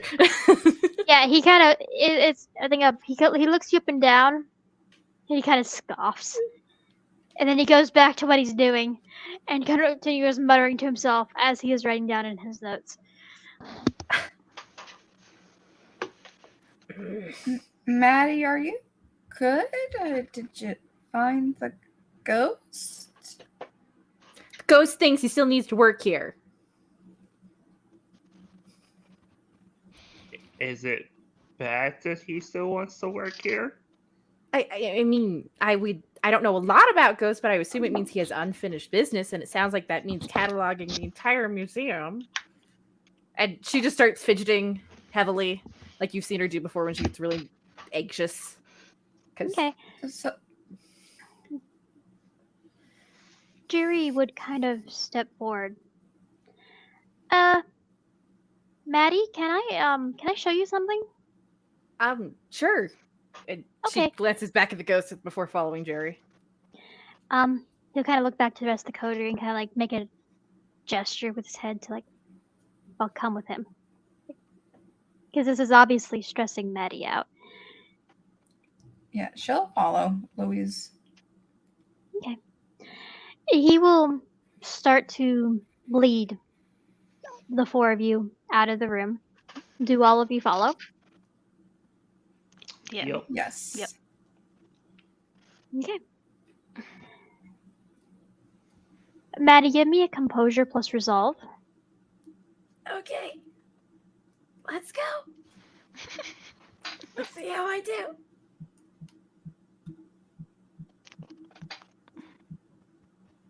Three successes. Okay. There is a strong urge to remain in the room, but you're able to resist it long enough for Jerry to very gently kind of guide you out. He continues to guide all of you out of the room and out of the hallway and locks it behind himself. And he will lead y'all to a almost like a side room. He'll be like, "Okay, so the fans may be a little loud, but it's going to be okay. It's really nice, I promise." He kind of gives a hesitant, nervous smile and very briefly glances at Maddie as he continues. But he will open the door. He'll get like a gush of wind, like a massive fan is blowing on you and your clothes. And then once the door is closed behind you, he will open the next door and kind of lead y'all in to the butterfly room.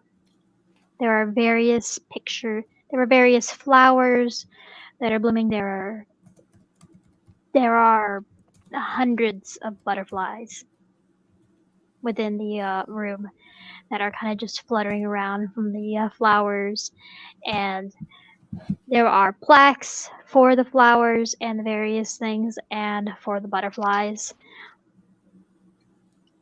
And he will start to talk about them. He will lead Maddie to a bench in like like a deeper part of the room so that she can sit down and appreciate the things around her and start to like cool off a little bit. Yeah, she does so. She just lets him lead her and just sits down fidgeting. Mhm.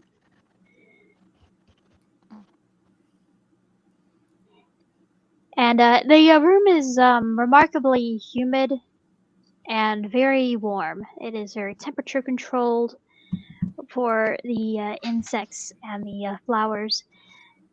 But as he kind of like he'll give Maddie a very soft smile as they look around. When I got the job here, I wanted to show you this one. Oh, you did? The room's really pretty. I thought you would like it, and it's got a lot of butterflies. Oh, thanks. I appreciate that. I figured you would like butterflies because you remind me of them. I remind you of butterflies? He'll not, but he will kind of fluster a little bit and take a step back and start geeking out over the various facts about butterflies. and the stages of life that they would go through.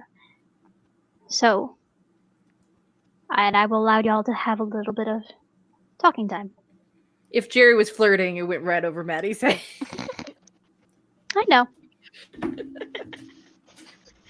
Yeah, I think Cowherd would have clocked that, just being like, "Oh, poor man." I don't Yeah, know if I can help with that. I feel Songbird would have clocked that too and been like, "That was sweet," and then go look. She wouldn't know it's called a morpho, but Katie would know it's called a morpho. She's gonna look for the big bright blue butterfly and see if there's any around. Go ahead and give me a resolve plus investigation. Percy, meanwhile, is not clocking the flirtation and is just like, ew, emotions. I'm allergic to emotions. I'm a cold-hearted adventurer. It's just like, oh, I'm gonna go look at this butterfly, I guess. Yeah, there are butterflies and a couple of different kind of species of dragonfly in the room. You would Percy's, see Melano kind of plop down next to like a small fountain and start to drink out of it. Percy's like, yep, good. They'll just start looking, probably at a dragonfly, because honestly, dragonflies probably interest her more than butterflies. I mean, it has dragon in the name, so.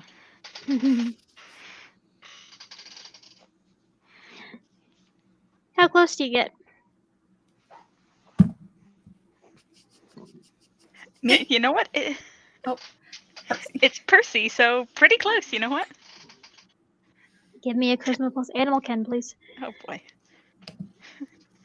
It's Percy. She's gonna make the impulsive business. And before you ask, these bugs do not think you're pretty.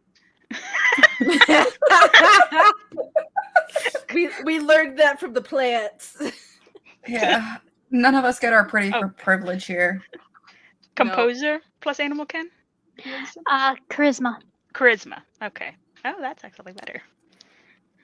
Slightly. That one. Percy's gonna fight a dragonfly. Hopefully not, but I'm just imagining that right now. one. She psychs the dog on the dragonfly. Charisma. Yeah, that's fine. Well, yeah, it's 2 successes 2 out of 3 is not bad. for a pool that small. Yeah. So the dragonfly doesn't immediately skitter away from you, because these insects seem to be pretty acclimated to people. Like they're not immediately scared off. In fact, from your level of intelligence, you would be able to assess that the massive fans on the in-between rooms are to make sure you don't have any passengers as you are leaving and coming in. That makes sense. The dragonfly would kind of buzz around you for a moment. It'd probably land on like a stem or a petal. Mhm. Be able to observe it for a little while before it buzzes off to somewhere else. Cal, what are you doing? He's gonna go say bye bye to you. It just kind of like bubble to her. Hey, you good? She doesn't answer for a moment. Just frustrated. I'm guessing the guy was kind of mean. Not necessarily mean, just indifferent, and I've just never dealt with the ghost before, and I'm not sure what I'm doing, but I'm not sure I like the idea of a ghost being here. Ghosts can... I mean, there's a reason we have wards against... Take a deep breath. That's all good. How about you do some research on it? Like you're really good at the books and stuff. Why don't you look into it? Maybe talk to your quote unquote dad and you know, put your brain to it. Super smart. No, you got this. I probably will go research it. It's not a topic I've had time to really research it. There've been a lot of other things to research. I mean, we got some downtime, so it's up to you. We do have a library here. I could possibly poke around at that. Yeah, you can probably find what you're looking for. Maybe. It doesn't hurt to try. Just don't be distressed. Sometimes we fail, but we learn from the failures and move forward. Do I still have the compulsions, Kendall? You do, but they are slowly fading. I will say once the scene, this part of the scene has ended, I will say that the compulsion has lifted. But just being further away from it is satiating part of the paranoia part of it. So it's making Gotcha. you feel a little more at ease.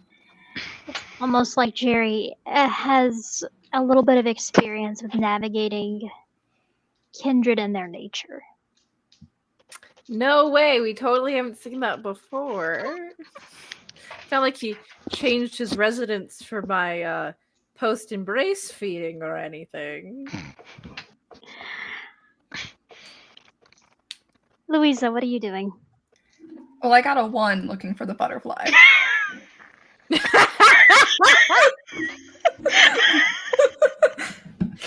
So, Oh, yeah, you did. I also did As- get hungrier earlier. okay, what hunger are you at? 2. Okay.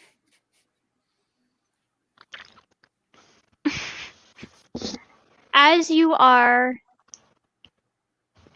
looking around for this blue butterfly, you see various other colors, various other species.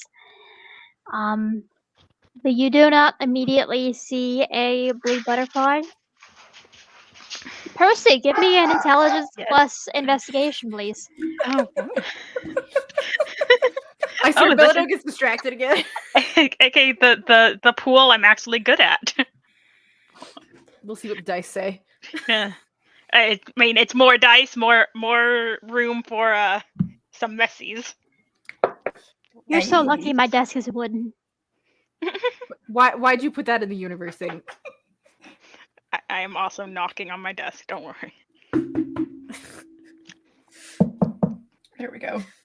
Tech knock on wood. I didn't mean to hit that. Where is it? There it is.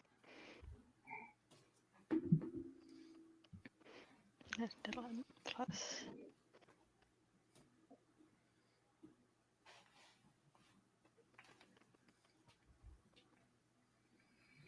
Well, it's 3. That's enough.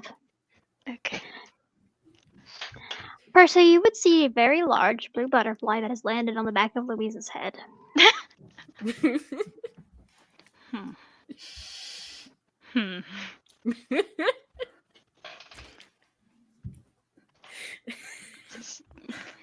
Just-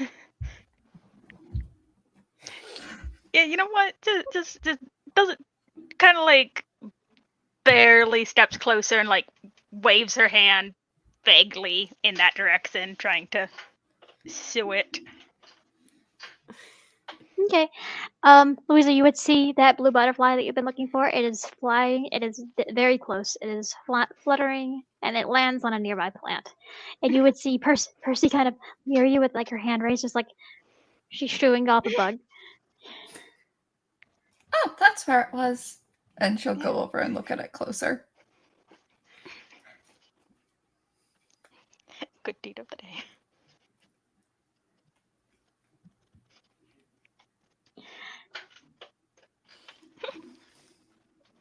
And with that,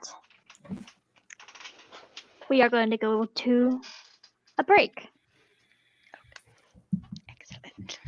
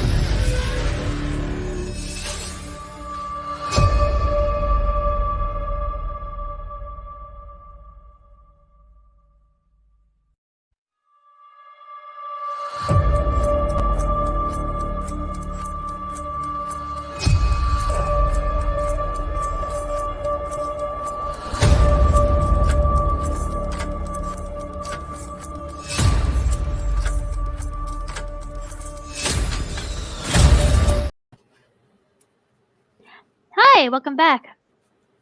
We are back from break for this session of Philly by Night.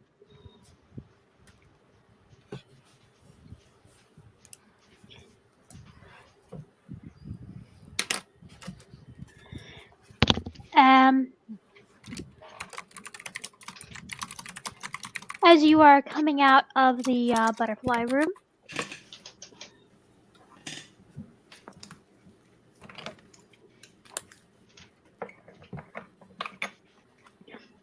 fully decompressed from whatever just happened, Maddie, your compulsion has faded, Thank goodness. and you'll start to make your way back out of the museum. You would see Natasha kind of approaching, putting her phone away. I'm sorry that took so long. Did you get a good look around?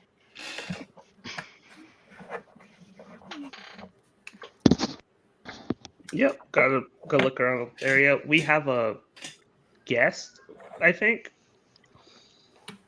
What do you mean? Ghost. There's a Listen, ghost. Maddie.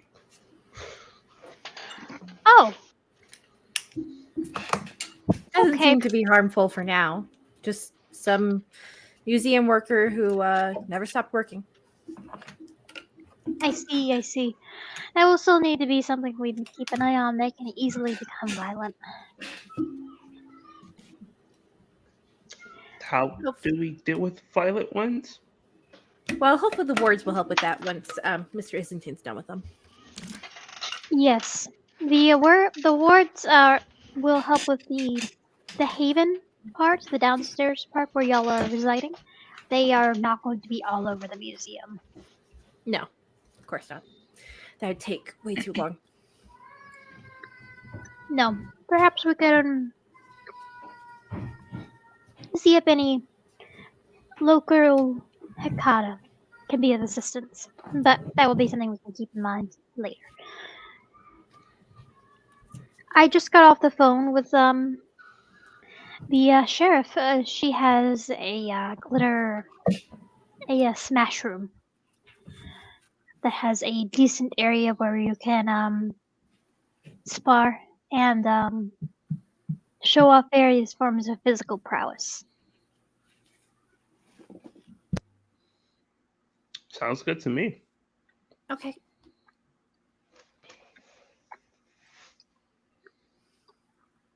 I am assuming that a lot of you are acquainted with the sheriff. I've seen her twice. Both times it was when we went to go meet. Just like since we're not a public, meet our boss, collective boss. I never gone directly to really talk to her. She did give us really cool gift baskets. I do want to thank her for that. Okay.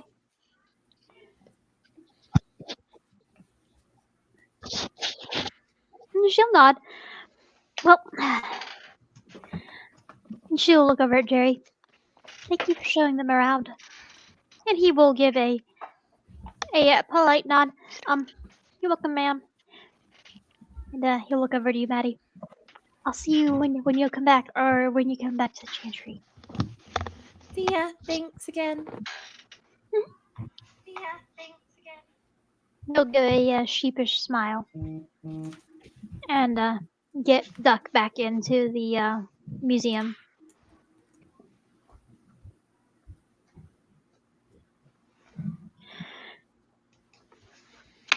Do y'all take separate cars, or do you get into Natasha's car, or do you split up? I drive myself, but I offer if anyone wants to ride with me. It's All cool right with with me. Cal. Okay. Louisa doesn't have her own car yet. Neither does Percy. I mean, if you wouldn't have other fledges in my car, that's fine. That's fine with Cal. Cal don't care. We ignore our shadow, go with Cal.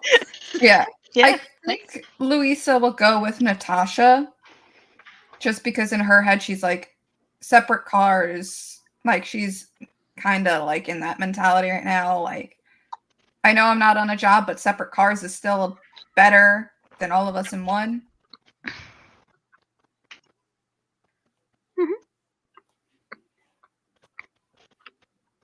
Uh, Percy will, Percy likes Cal. Or, likes as close as a 6 humanity venture you can get to liking a gangrel. They can like people well enough. It just Yeah. edges on possessiveness. Yeah. But Cal, go ahead and give me a wits plus drive.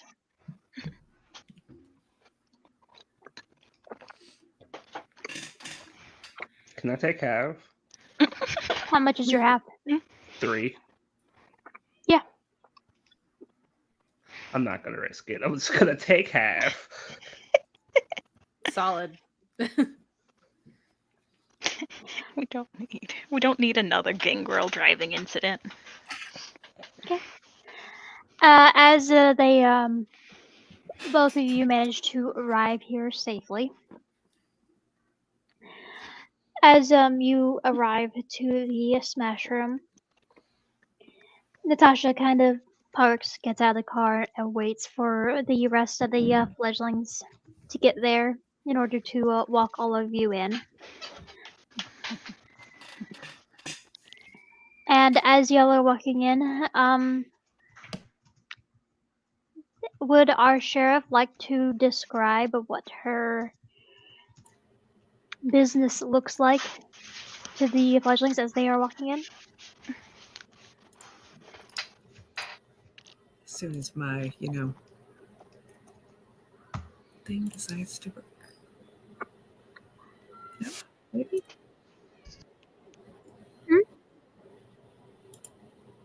Background not working. If You're a little.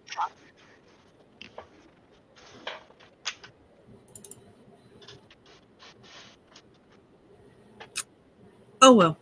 Oh yeah, no, it's definitely I'm clicking it, but nothing is happening. So congratulations, everyone gets to see my messy ass desk. Enjoy. So when you pull up to the address the smash room is under, it is actually a combination facility. It looks like it's an old abandoned industrial building, very like, industrial chic sort of feeling, but it's definitely been renovated. Half of it is has been labeled for Smashbox 20 using like, pieces of board and just like, old uh, uh just old used things that don't look like they're in very good condition to do the sign and the decor on the outside. The other half is this sleek, shiny club called Malediction. Red and black vibes. The business card. Yep. Yes, this would match the aesthetic that Songbird may have noticed on a certain thing that she got in her orientation packet. There seems to be a bouncer outside, a line, a velvet rope. It seems very chic. It's kind of a very interesting contrast between the two business places, but it does look like Malediction is only about 2 stories with some cleaner stories on top, but whereas the smash room seems to occupy a good 3 stories of the visible side of that building. So, and then there's a door. It's been had private party slapped on the glass window of it. You get the feeling you're probably the private party.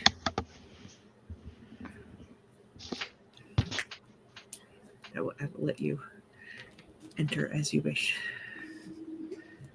Natasha would lead all of you in, and a pretty redhead at the front would greet all of you with a surprising amount of formality. Reminds you a little bit of Jerry.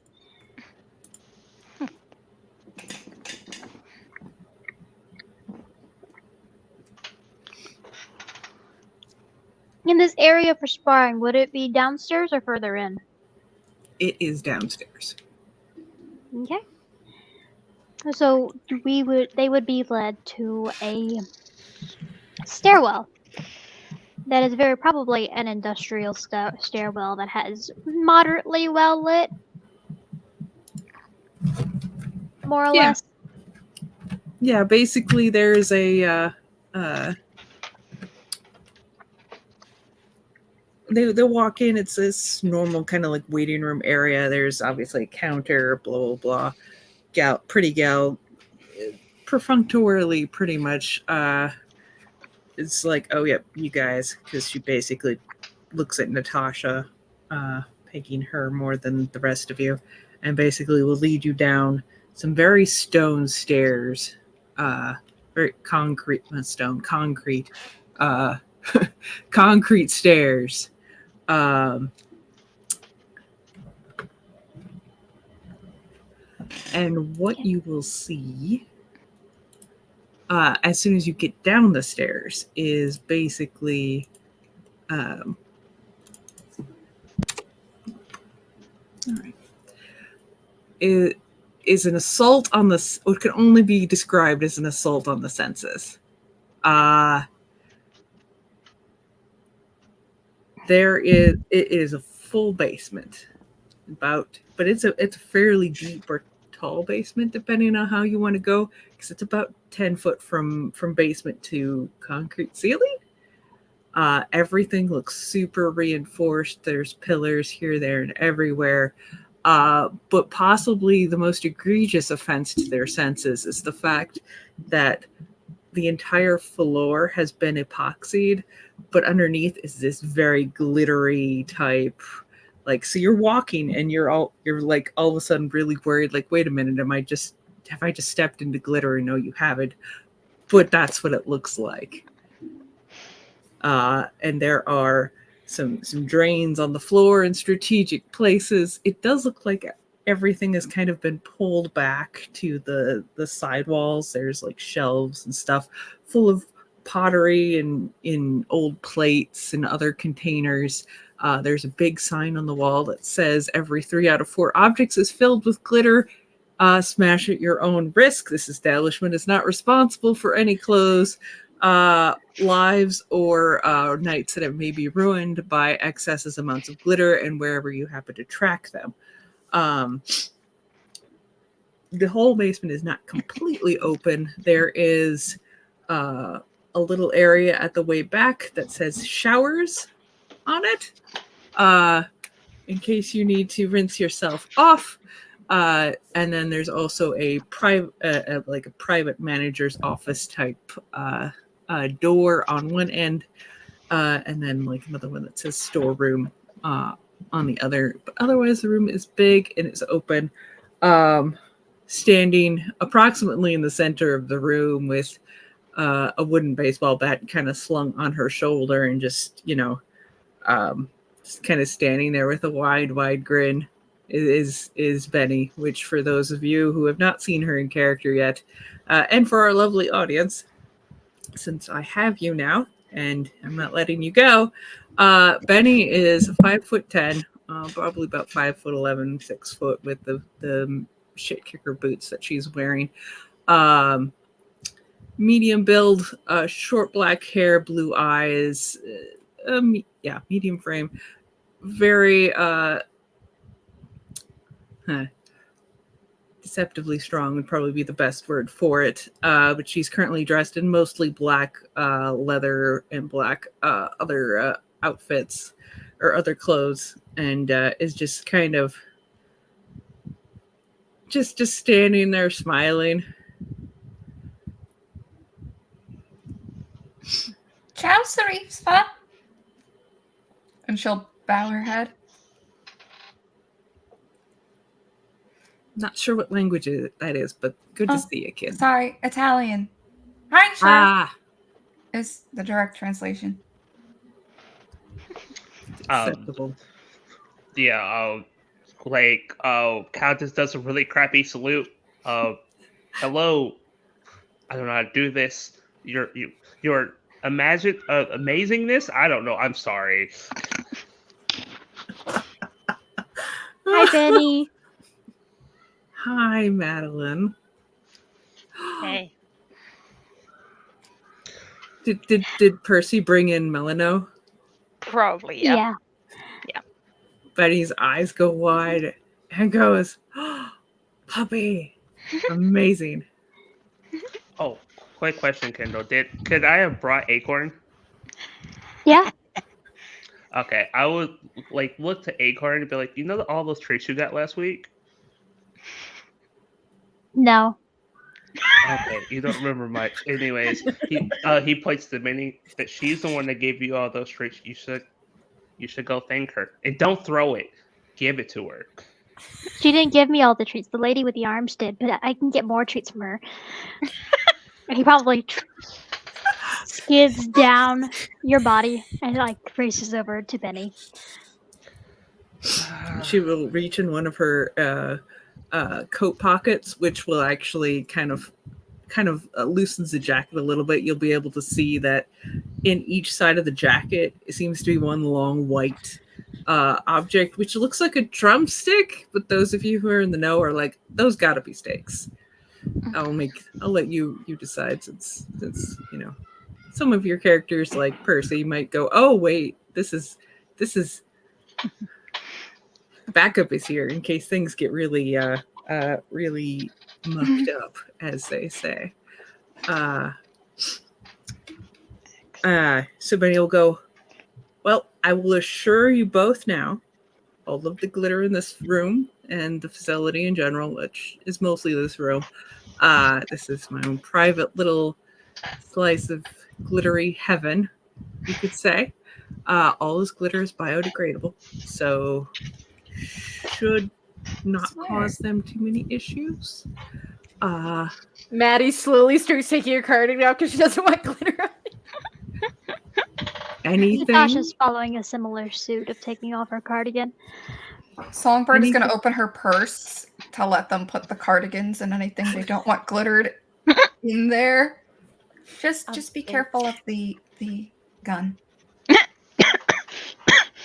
Oh, which I should show you. And she's going to pull out her Tommy gun and show the sheriff that she has put all the stickers on it. Percy is also taking off her like over flannel, and more so because he's like, "Ooh, sparring time! Gonna take off this." You have a Tommy gun?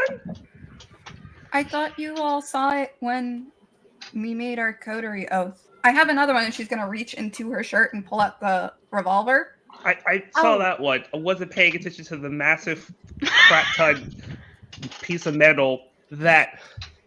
You know what? That's not my problem. This is not my problem. Right. Most you two brought weapons when we went to go meet with Brit. Right. Okay. That's smart. That's smart. My weapon.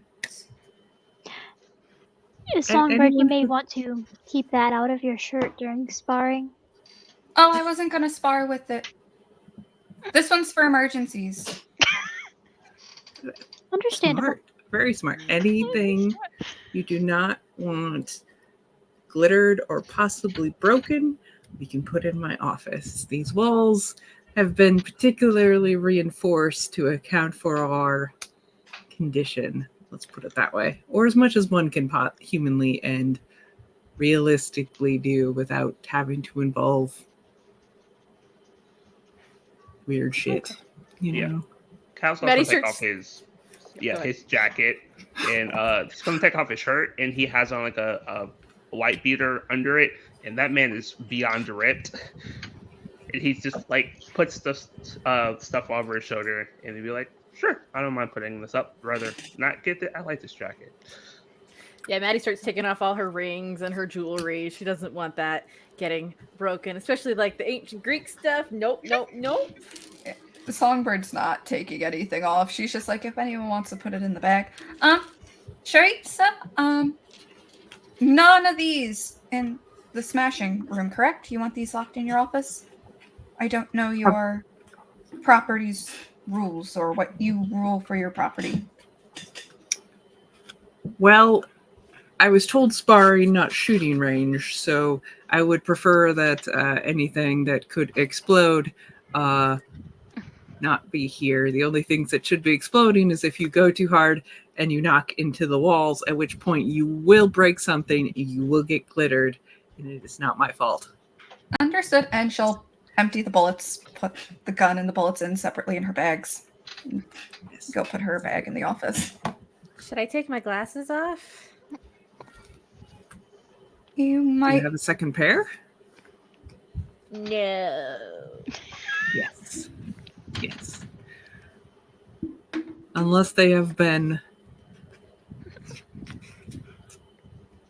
especially made to be extra damage resistant. Highly recommend.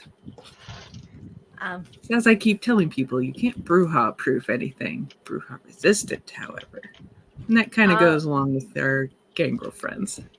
I'll look into getting more sturdy glasses in the future. And she activates heightened senses so she can still see. Oh, poor baby.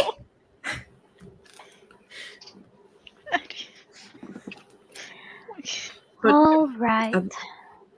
other than that, So- have that. I'm just here in case things get really screwed up and someone needs to take a nap. But otherwise, enjoy. She will step off to the side, take things to her office, and I will take it from here. Yes, Natasha will bring a bring out like this bundle of like rubber swords. They're like fencing. It's like fencing equipment, but much cheaper.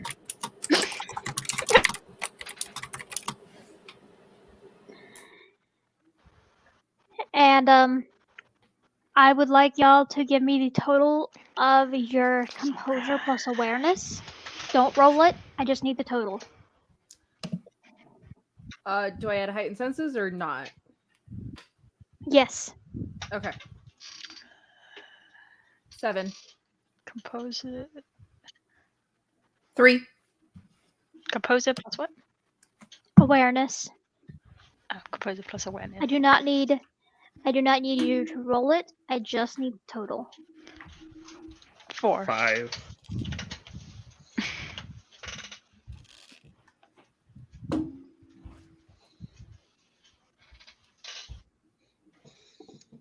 So who's going first?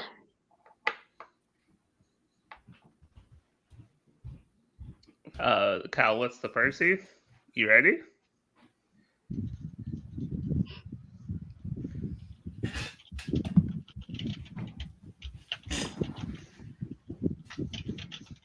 If Percy and Cal are going to go first, Songbird's going to gently pull Maddie back and stand between Maddie and the spar. Maddie allows the much shorter Ventru to stand between her and them. Listen, she's got heels on today. I'm still 5'8". And I have boots with heels on, so probably 5'10" today. Natasha is going to lean against the wall and watch as y'all spar.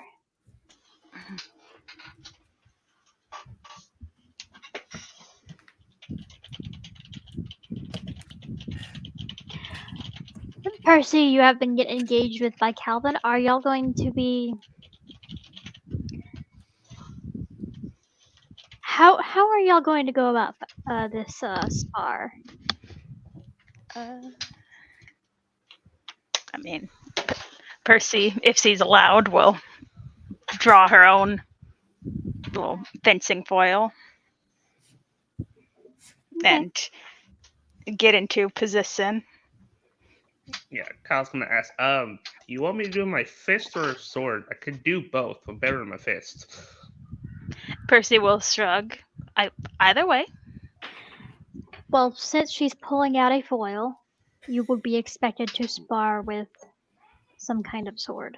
I'm just gonna go wander over to the foam swords and just pick the biggest one. Solid. And just come back being like, alrighty, how are we just tapping each other?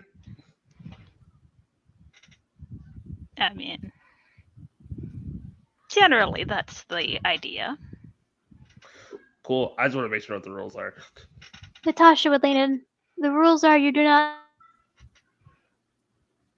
disciplines. If you feel like you are starting to get overwhelmed or any of that, you tap out. Gotcha.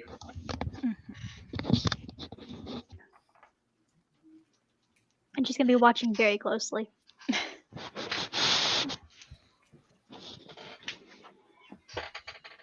Um, both of you go ahead and give me a Dex plus melee.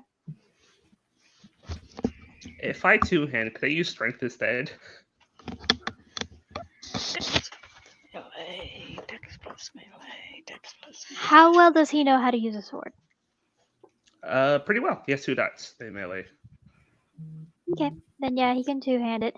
It's just that these fencing swords are not usually meant to be two-handed. One. They're not heavy enough. Do I want to do dex plus melee 3, 6, X? I have enough. That's a big enough pool. That's a big pool. Oh. Get out of there. Okay. What do we do? Dice ball, please. There you go.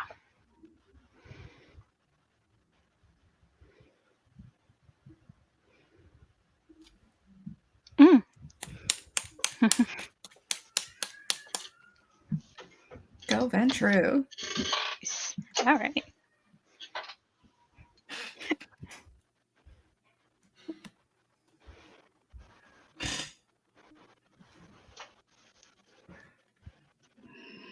All right.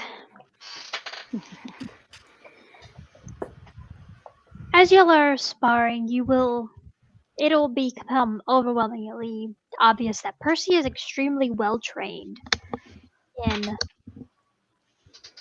wielding a sword, or even just fencing as a sport.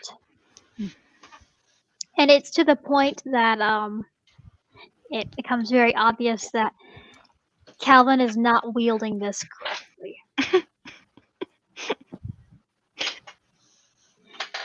Evidently, he is used to handling larger swords or larger weapons in order to maneuver with strength rather than finesse. But you see her almost effortlessly dodge and weave around his various lumbering jabs and poke and prod at him whenever he gets too close. There are a few close scrapes, but Percy evidently comes out on top. Yeah. Kyle's just having fun. He does not seem really all that competitive, and he's just like, "Dang, good job, Percy." Percy is very much competitive, but still just kind of grin at him. That is a one-handed weapon typically, but To be fair, I learned bigger blades. My size is a bit bigger than the usual, so well,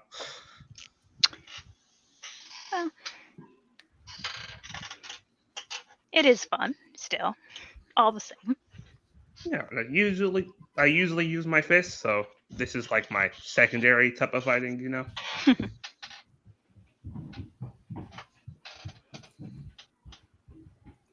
But really good job. Percy will definitely seem a little more at ease and in her element, especially considering she actually is grinning at him. Okay. Who would like to go next? Songbird and Maddie? Songbird will assess to see if Maddie genuinely wants to spar or if she is uncomfortable first. Uncomfortable. She's intimidated by her coterie mates.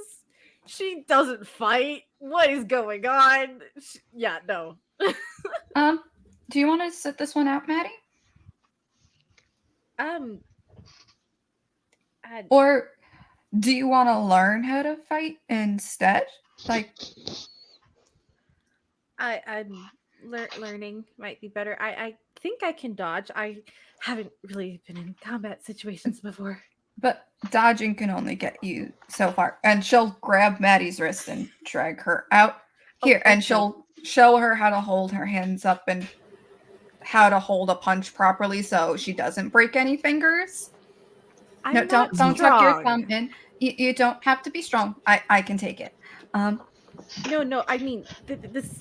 If I was to learn a fighting method, it probably shouldn't be this one because I don't have the physical strength to back this up. Okay. There is a loud sigh from where Benny is leaned up against a wall, and she's got her head, a hand rubbing her head, and she's like sire, like child. Oh God. Okay. Please. If Maddie you all kind of want just me to- drinks at that. Do you want to if you just all- observe?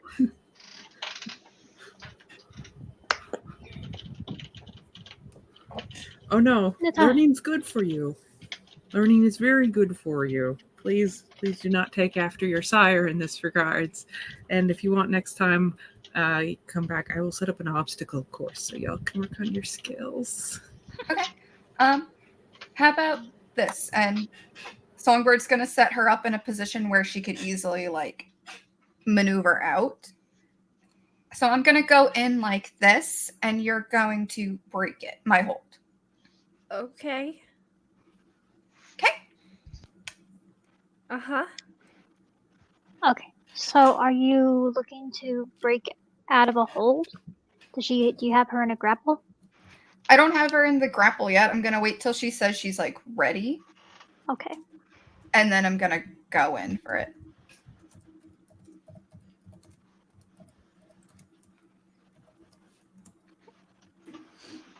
All right. You ready, Maddie? Uh-huh. Okay. And then that's when she's gonna go in for the grab. That Okay, go hopefully ahead and give me Maddie can a dodge. strength plus brawl. And Maddie, give me a dex plus athletics. Okay.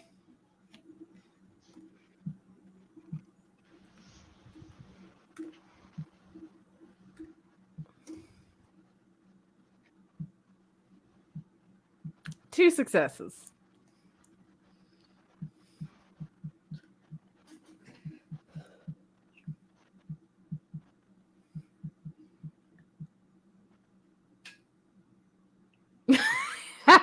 To die. 2 successes. Maddie, would you like to spend a willpower? You know what? Sure. 5 success critical! Yay! I'm running out of willpower. It's okay. It's fine.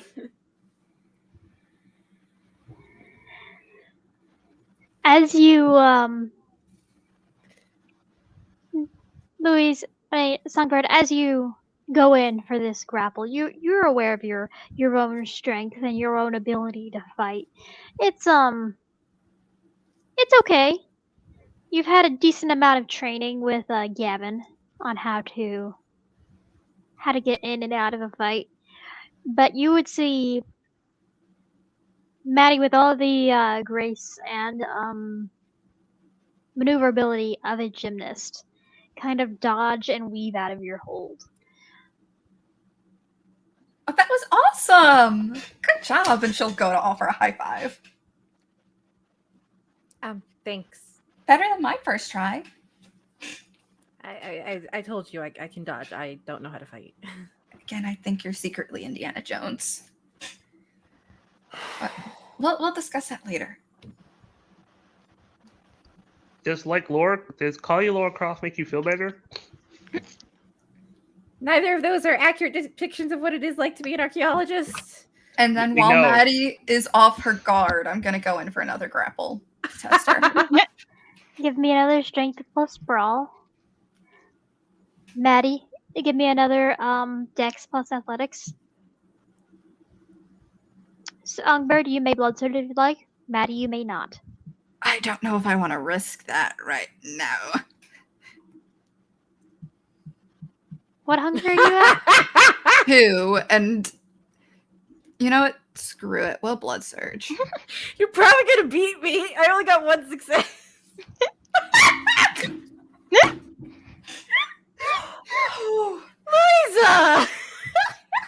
The dice want to tell a story. Do you want to spend a willpower, either of you? No, I'm on my last one. I'm I'll- gonna say that. I'll spend a willpower. I'll reroll. I only spent one tonight. There you go. Okay.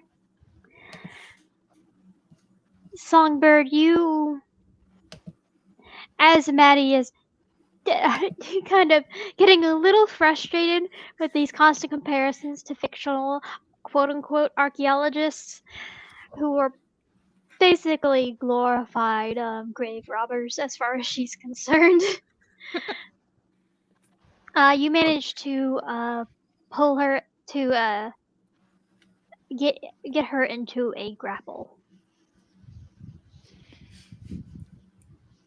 Maddie, you have been grappled. Oh, Rule number 1: always stay on your toes. yeah, that makes sense. Rule number 2: your opponent may try to get in your head. Don't let them do it. Okay, and Maddie's gonna try and duck out of the hole. Okay. Give me a Dex plus Athletics, or at a -1 to your successes because you are grappled. Search. You are allowed to blood search. Percy, Yes. while you are watching this, please give me an Intelligence plus Brawl.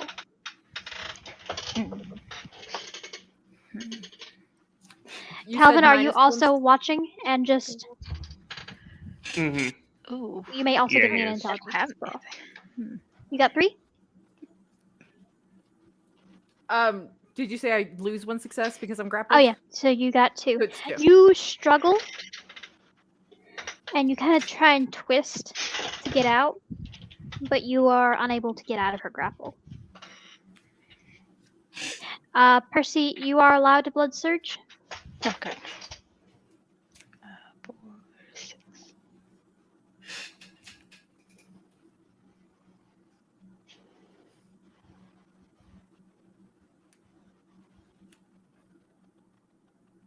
Okay, how do you add this if you blood search with the dice bond? You know what? I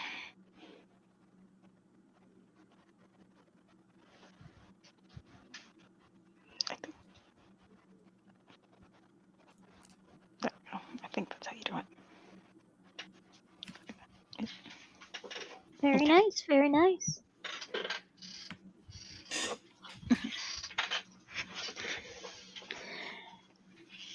As the two of you are watching watching Songbird put Maddie into a grapple and giving those instructions,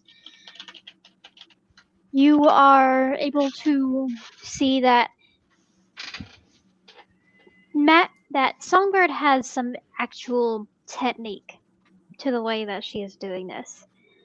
There is some real training to actually go behind this, going along with this, and you would also see that on the end of how Maddie is attempting to escape and how she escaped the first time, because she has a different kind of training, but it seems more along the lines of your usual I was put through gymnastics as a child sort of training, rather than what you're kind of witnessing with Songbird at the moment. Very interesting. Very Good try. Thanks. You think you could figure out how to get out of this hole, though? It's not always going to be the same as the one before. I don't know. And I'm going to attempt to use Louisa holding me to grapple to flip her over me. Yes. Okay. I doubt it's okay. gonna go well, but we're gonna try. Okay. You are allowed to blood surge, Maddie. Songbird, you are not. That is fair. Give me a strength plus athletics, please. My lowest attribute. Let's go. It's okay, my pool is not good for this. And Maddie, Summer, you to maintain your grapple, I'm going to need another strength plus brawl. Okay. Do I waste my last willpower or do I leave it? That is the question. I think I will be conservative with my willpower. But Kendall, I would like to use the decrease of hunger I earned earlier in hunting to decrease the hunger I just earned. Okay, Or that will have to wait till you're able to get to your bag. Oh, gotcha. Okay. No worries.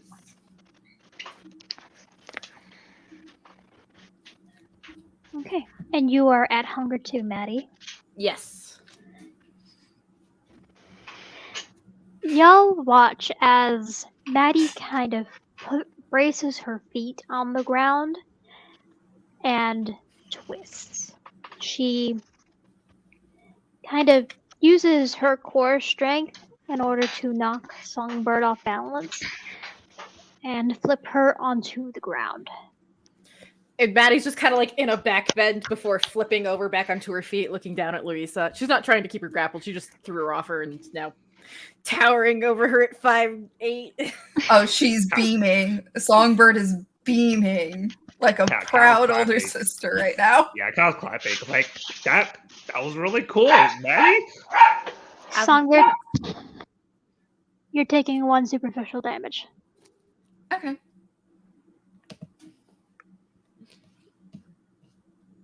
Oof. That's nothing to her, trust me, she's fine. Trauma, baby! And, like, she'll stand up, dust herself off. Good job. And, like, reach a hand out just to see what Maddie will. Maddie looks hesitant because she's afraid of getting grappled again. Also, she was told that, like, vampires don't usually shake hands, especially with Tremere, so she's a little confused that, like, Louisa either is A, trying to grapple her, or B, trust her enough to shake hands with a frickin' Tremere. So she just kind of looks at it. I'm not sure you're not going to try and grab me again. Good eye. And then she'll pat Maddie on the shoulder and go to the side. Okay. And Maddie's just going to walk off the back. She doesn't want to be here anymore. You have a thermos in your bag from your leftover hunting Excellent. that you're able to slake your hunger with. Thank you.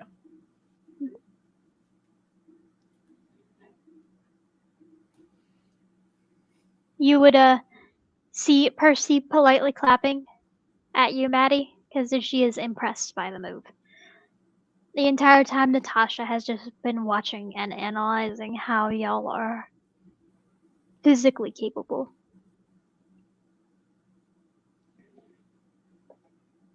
You get So a who's nod.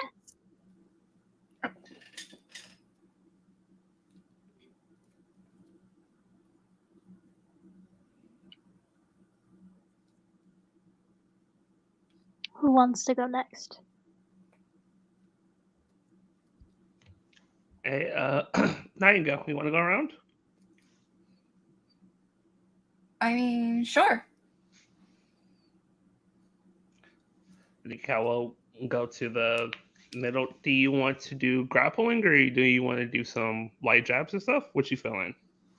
Well, I'm much better with firearms. So I don't want to be shot. yeah, and well, Sharif's already said that I'm not allowed to use my guns tonight because we're not prepared for that. So I'm not going to shoot anyone. I mean, do you want to do some, some grappling then, just so you can practice on what you taught Maddie? I mean, we could practice that. After watching you sword fight, I don't know if that would be wise. Yeah, better. This is probably better in terms of, safety. All right, and she'll go out to the middle and just wait for Cal to join her. He was already out there. He went first. Okay. Yeah, then she'll kind of be like gauging what he's going to do. He's going to immediately go in and go for a.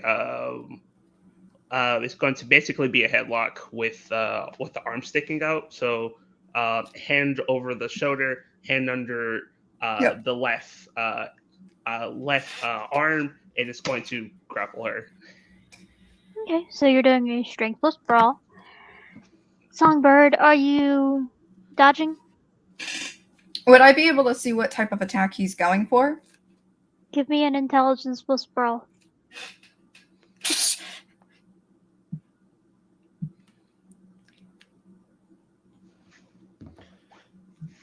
Yeah, I am not spinning well on that.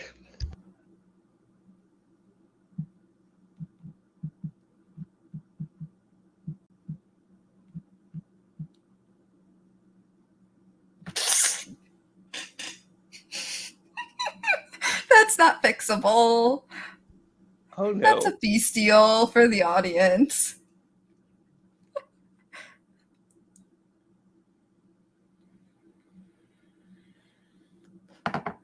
This is why she surrounds herself with smarter people.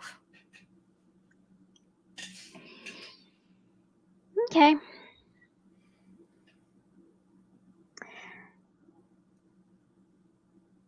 As you are trying to analyze his movements, your beast gets caught up in all of the violence of the nature of what is going on here. And it rouses your blood, and I'm going to raise you to Hunger 3. Yay!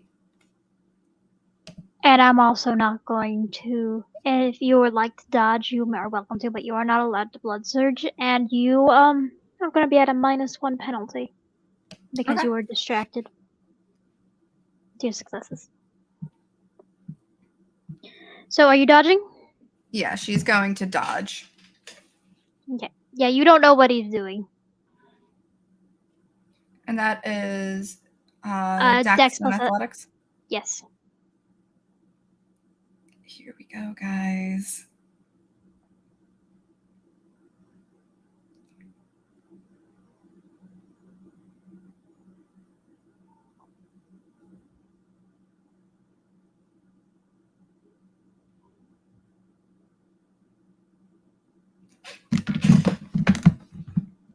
God That's damn 4 it. with an unfixable messy. This is why Benny and Natasha are here. It's fun You time. You managed to dodge out of the way very deftly, but your beast is riled. It is enamored with how violent it is right now. And it wants to indulge. I am giving you the harm compulsion on Cal. You must inflict at least 1 superficial damage on him.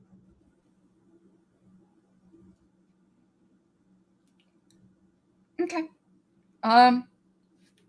Since the beast is so active right now, y'all would kind of see a shift in her demeanor from her normal, like, cheery self to a lot more of, like, a serious demeanor.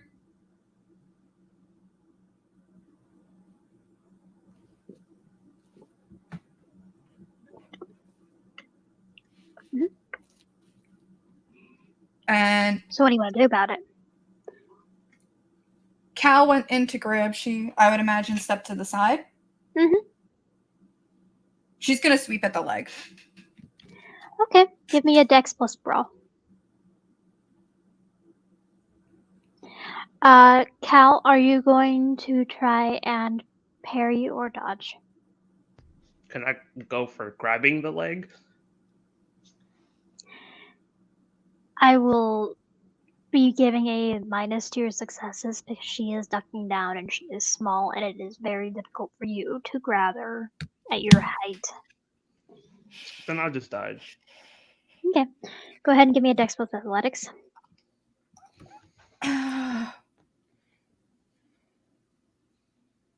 Either way, I'm hungry. Either way, I'm screwed because I'm either getting a bestial fail or a messy crit. Because if I change that, we're gonna keep it. We're just gonna keep it. Okay. A 5 with the messy. The question is, do I spend willpower? I haven't spent any willpower today. Why not? Okay. Up did not matter.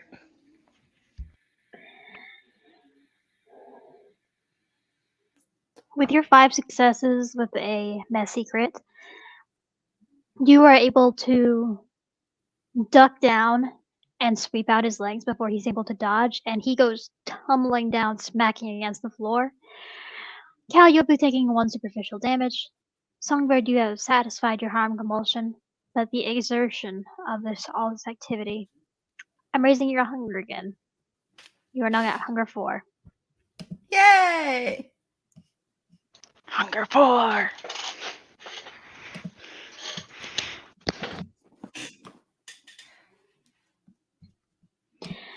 Natasha, watching all of this very carefully. I think we should stop for the night.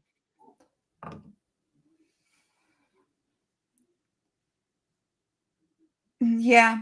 Then she'll reach a hand out to Cal as she shakes off the serious demeanor. You'll take it. Get up. Dang. Pretty I'm, good too. I am so out of practice. it's part of the job. I'm gonna go over here now, and she's gonna go and kind of hold her side of her neck and her arms and close in on herself as she goes and sits against the wall.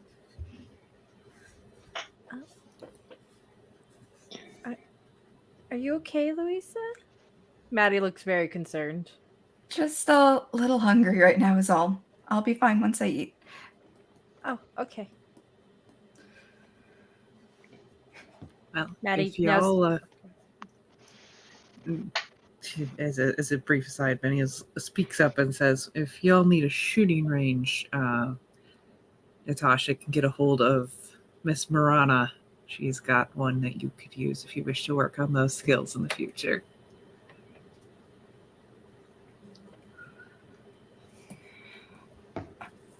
That is very appreciated, Sharif. So, thank you again for letting us use your establishment for a Anytime. team bonding experience. This was a very fun experience. Certainly informative. And we will be making sure that all of you come back so you can get some lessons on how to physically defend yourself. All of you. In various forms.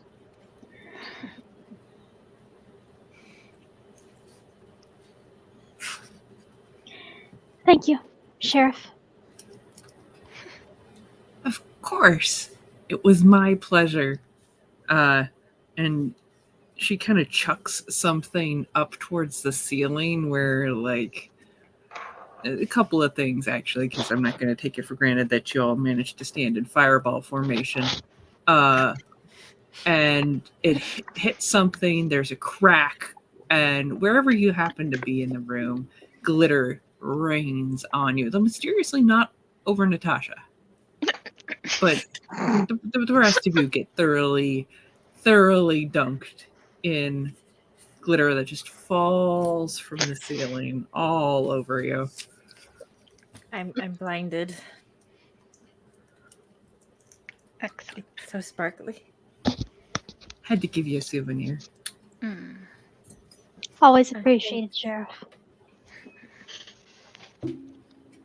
I got tarps for the cars if you need them. The SUV is infected already. There's no use. Wise. Very wise. I'll carry my own tarps. So Out of pure curiosity, are the famulae also covered? Yes. If they were near yes. Glittery. Yeah. Glittery dog. Glittery squirrel. You would see Acorn just trying to grab at the glitter as it is falling on him and a cow. And you see Stop that. Melano kind of move over to Percy, kind of shake that dog shake of trying to get all the glitter off, but it's not working. Yeah. Oh, why not?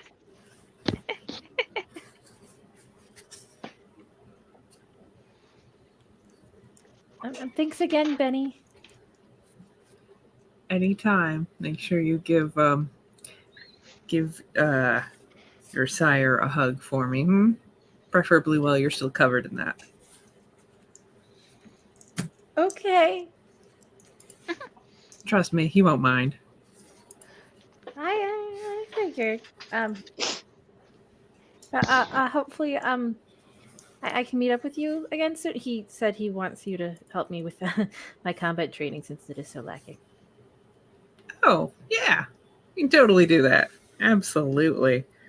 We'll have to do a skills assessment, although I've got some baseline thoughts based on what I've seen here tonight. But yeah, you call me. We will definitely see what we can do for you. Okay, thank you. Sheriff Sorokin, if you're alright with that, I would like to consult on that. Absolutely.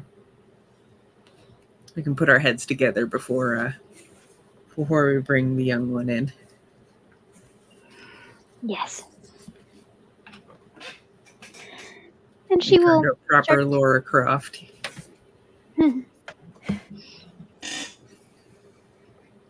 Here's an Minus a amused scandalous smile. outfit.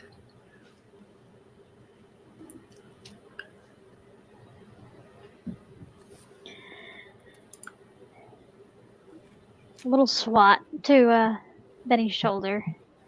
Be nice. What? This is nice. You should see me when I'm mean.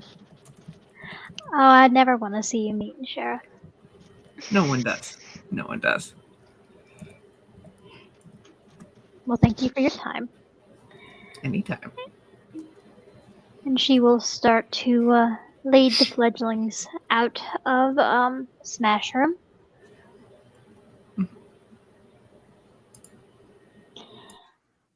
As y'all are getting back into your cars, I'm assuming y'all get back into the vague organizations that y'all were before. Songbird gets into Natasha's car, Madeline gets into Cal's car, and Percy gets into Cal's car. Maddie helps Cal put the tarp down over the seat. So, I want to hear what's on everyone's minds. Let's start with Cal. What's going on in his head? He's like, oh, my card members are good at fighting. I feel like I should have done better, but probably just out of practice. He should feel ashamed or whatever, but he doesn't. It's kind of hard to pull him down. Just like they got lucky. It is what it is.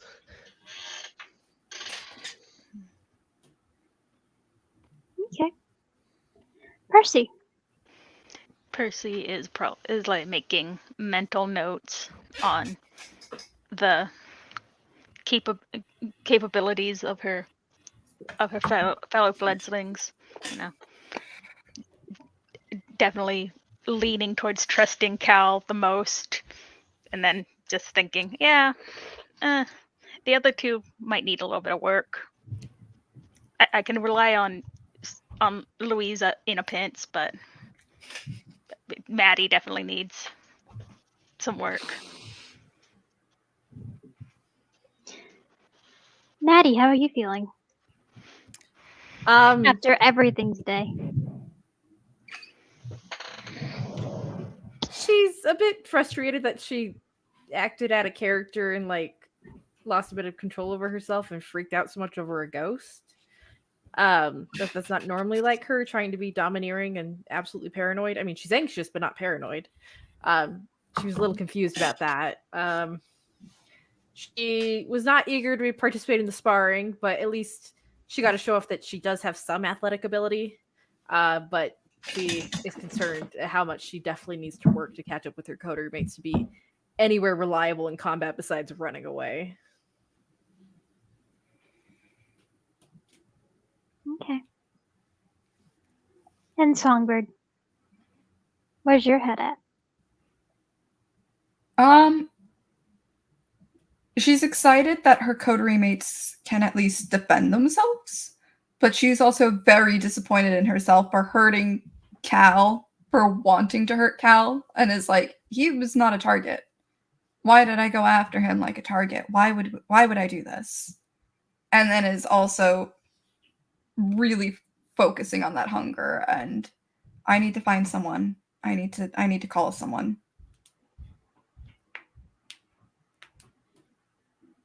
Okay. Do you call someone? Yeah, she's gonna call the girl from the club the other night. Okay. I'm gonna call her Mindy because I haven't named her yet.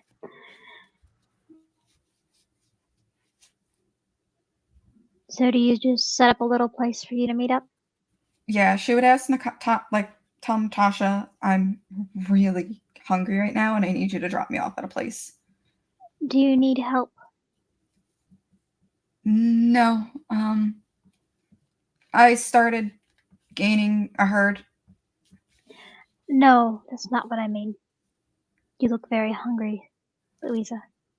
Oh, I may need help in that regard then. She'll nod. Then I will go with you.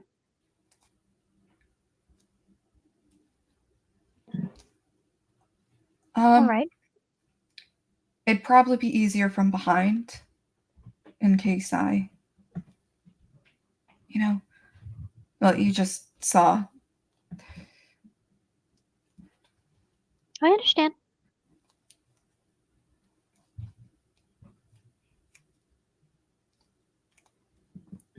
Go ahead and give me your remaining willpower plus a third of your humanity. All right, so that is 3. And then I'm at, math is hard, 8. So that is 2 for humanity. So that is 5. Yes. So you had, how much willpower did you spend? I have 3 left. So that should be 5 dice total. All right, go ahead and roll me 5 dice. I got 3 successes. All right. You are able to resist hunger frenzy. And would you like to use both dots of your herd? Yeah, I will use both dots for this because. Okay, you will lower yourself down by 2. So now you're at hunger 2. Okay. Natasha is watching over you carefully the entire time. But as you seem to have hold on to control of yourself, you see off your herd member. You make sure that she's okay. You talk to her a little bit longer. Basically, kind of bury what y'all just did on a conversation and the like. So she's kind of disoriented on what happened. Because even with having her consent, there's still the masquerade Mhm. to keep in mind. Natasha will look over at you, Songbird. Do you want me to give you a ride back to your place, or do you want me back to the Coterie Haven? Is there anything else we need to go over tonight? I don't think so. Then it'd probably be better if I'm with my sires, so they can make sure. Okay.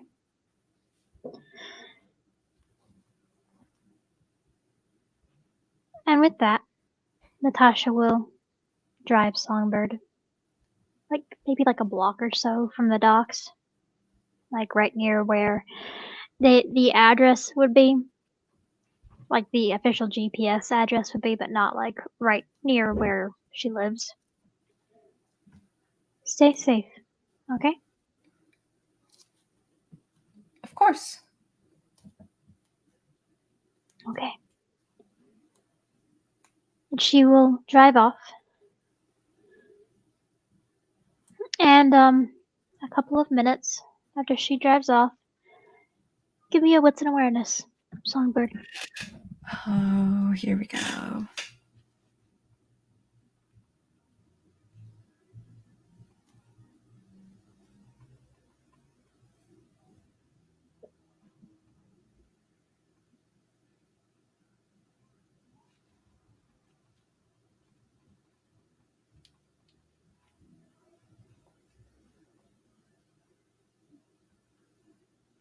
Two. Okay.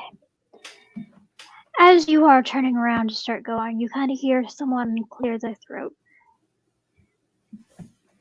And you turn to look in that direction. She would, and she would have her hand ready to grab her pistol if needed. Oh, it just looks like a guy that's dressed in the USPS uniform. He is he's got a package that he's come in with, and he's got like something that has like the digital pad that is kind of on top. Oh, Or he would say your mask name. It's like, I was told to make. I need a signature on this. right. And she'll sign. And I need to give you this. And this is also for you. And there's a little package that he puts on top of it. It's like a little yellow envelope, like that kind of has bubble wrap on the inside, and it is bulging. Thank you. I hope you have a good night. You too. He doesn't move. The yellow package starts to ring. Do you open it? She's gonna put the package down and cautiously open up the yellow envelope. Okay. There seems to be a cell phone inside and a bottle. She's gonna pick up the cell phone and look at. Answer. Does it have a name on it, or is it just ringing like a number on it? There's a name on it. What is the name? Luca. Except it doesn't say Luca for you, because he's programmed this for you. It says Sir. The She'll answer? pick it up. Evening, sir. Oh, my precious songbird.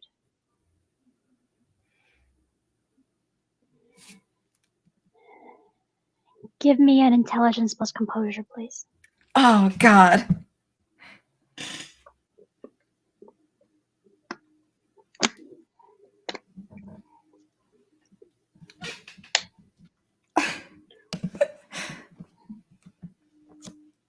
Intelligence and composure. Okay, that's not terrible. We got a shot, guys.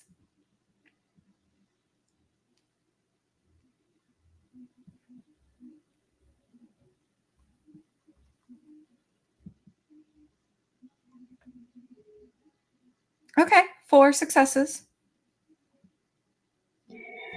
You feel it wash over you, and you melt into compliance.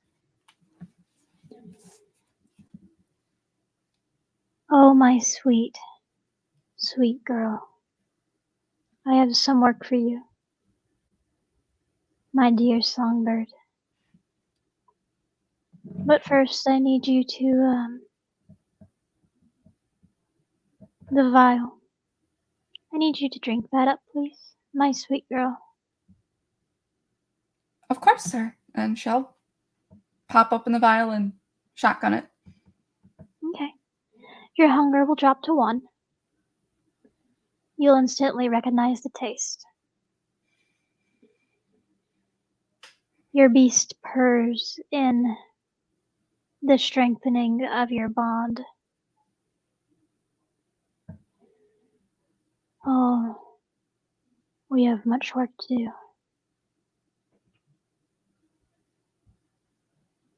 And as you look forward, the delivery man has started walking off. He has given you his package. He has made sure that you have answered. And with that, we will cut to the other babies that are arriving back at their coterie haven. As y'all are arriving, I need the three of you to give me wits and awareness rolls, please. Okie dokie. Oh boy. Hmm.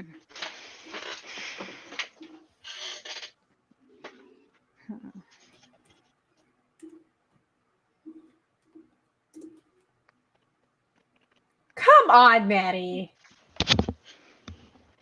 What's it since it's the end of the night? Sure. And AJ, I will say that you have earned back one of your willpower by completing your desire.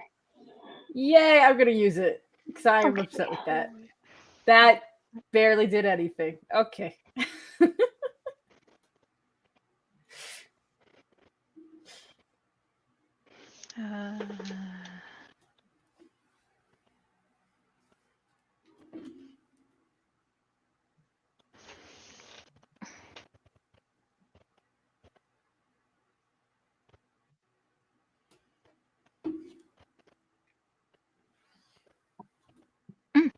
Oh, Percy. Good job. It's fine. It's the end of the night. It's fine. Hungry, hungry, hungry. It's fine. It's fine. Don't worry about it.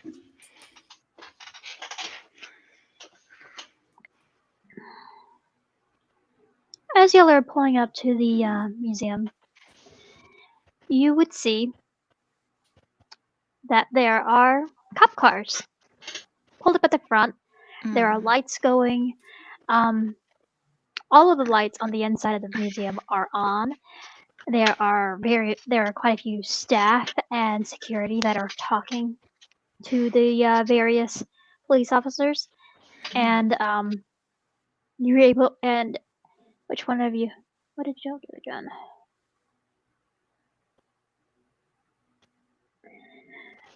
Cal and Percy, you'd be able to spot out Jerry, like frantically speaking with one of the officers.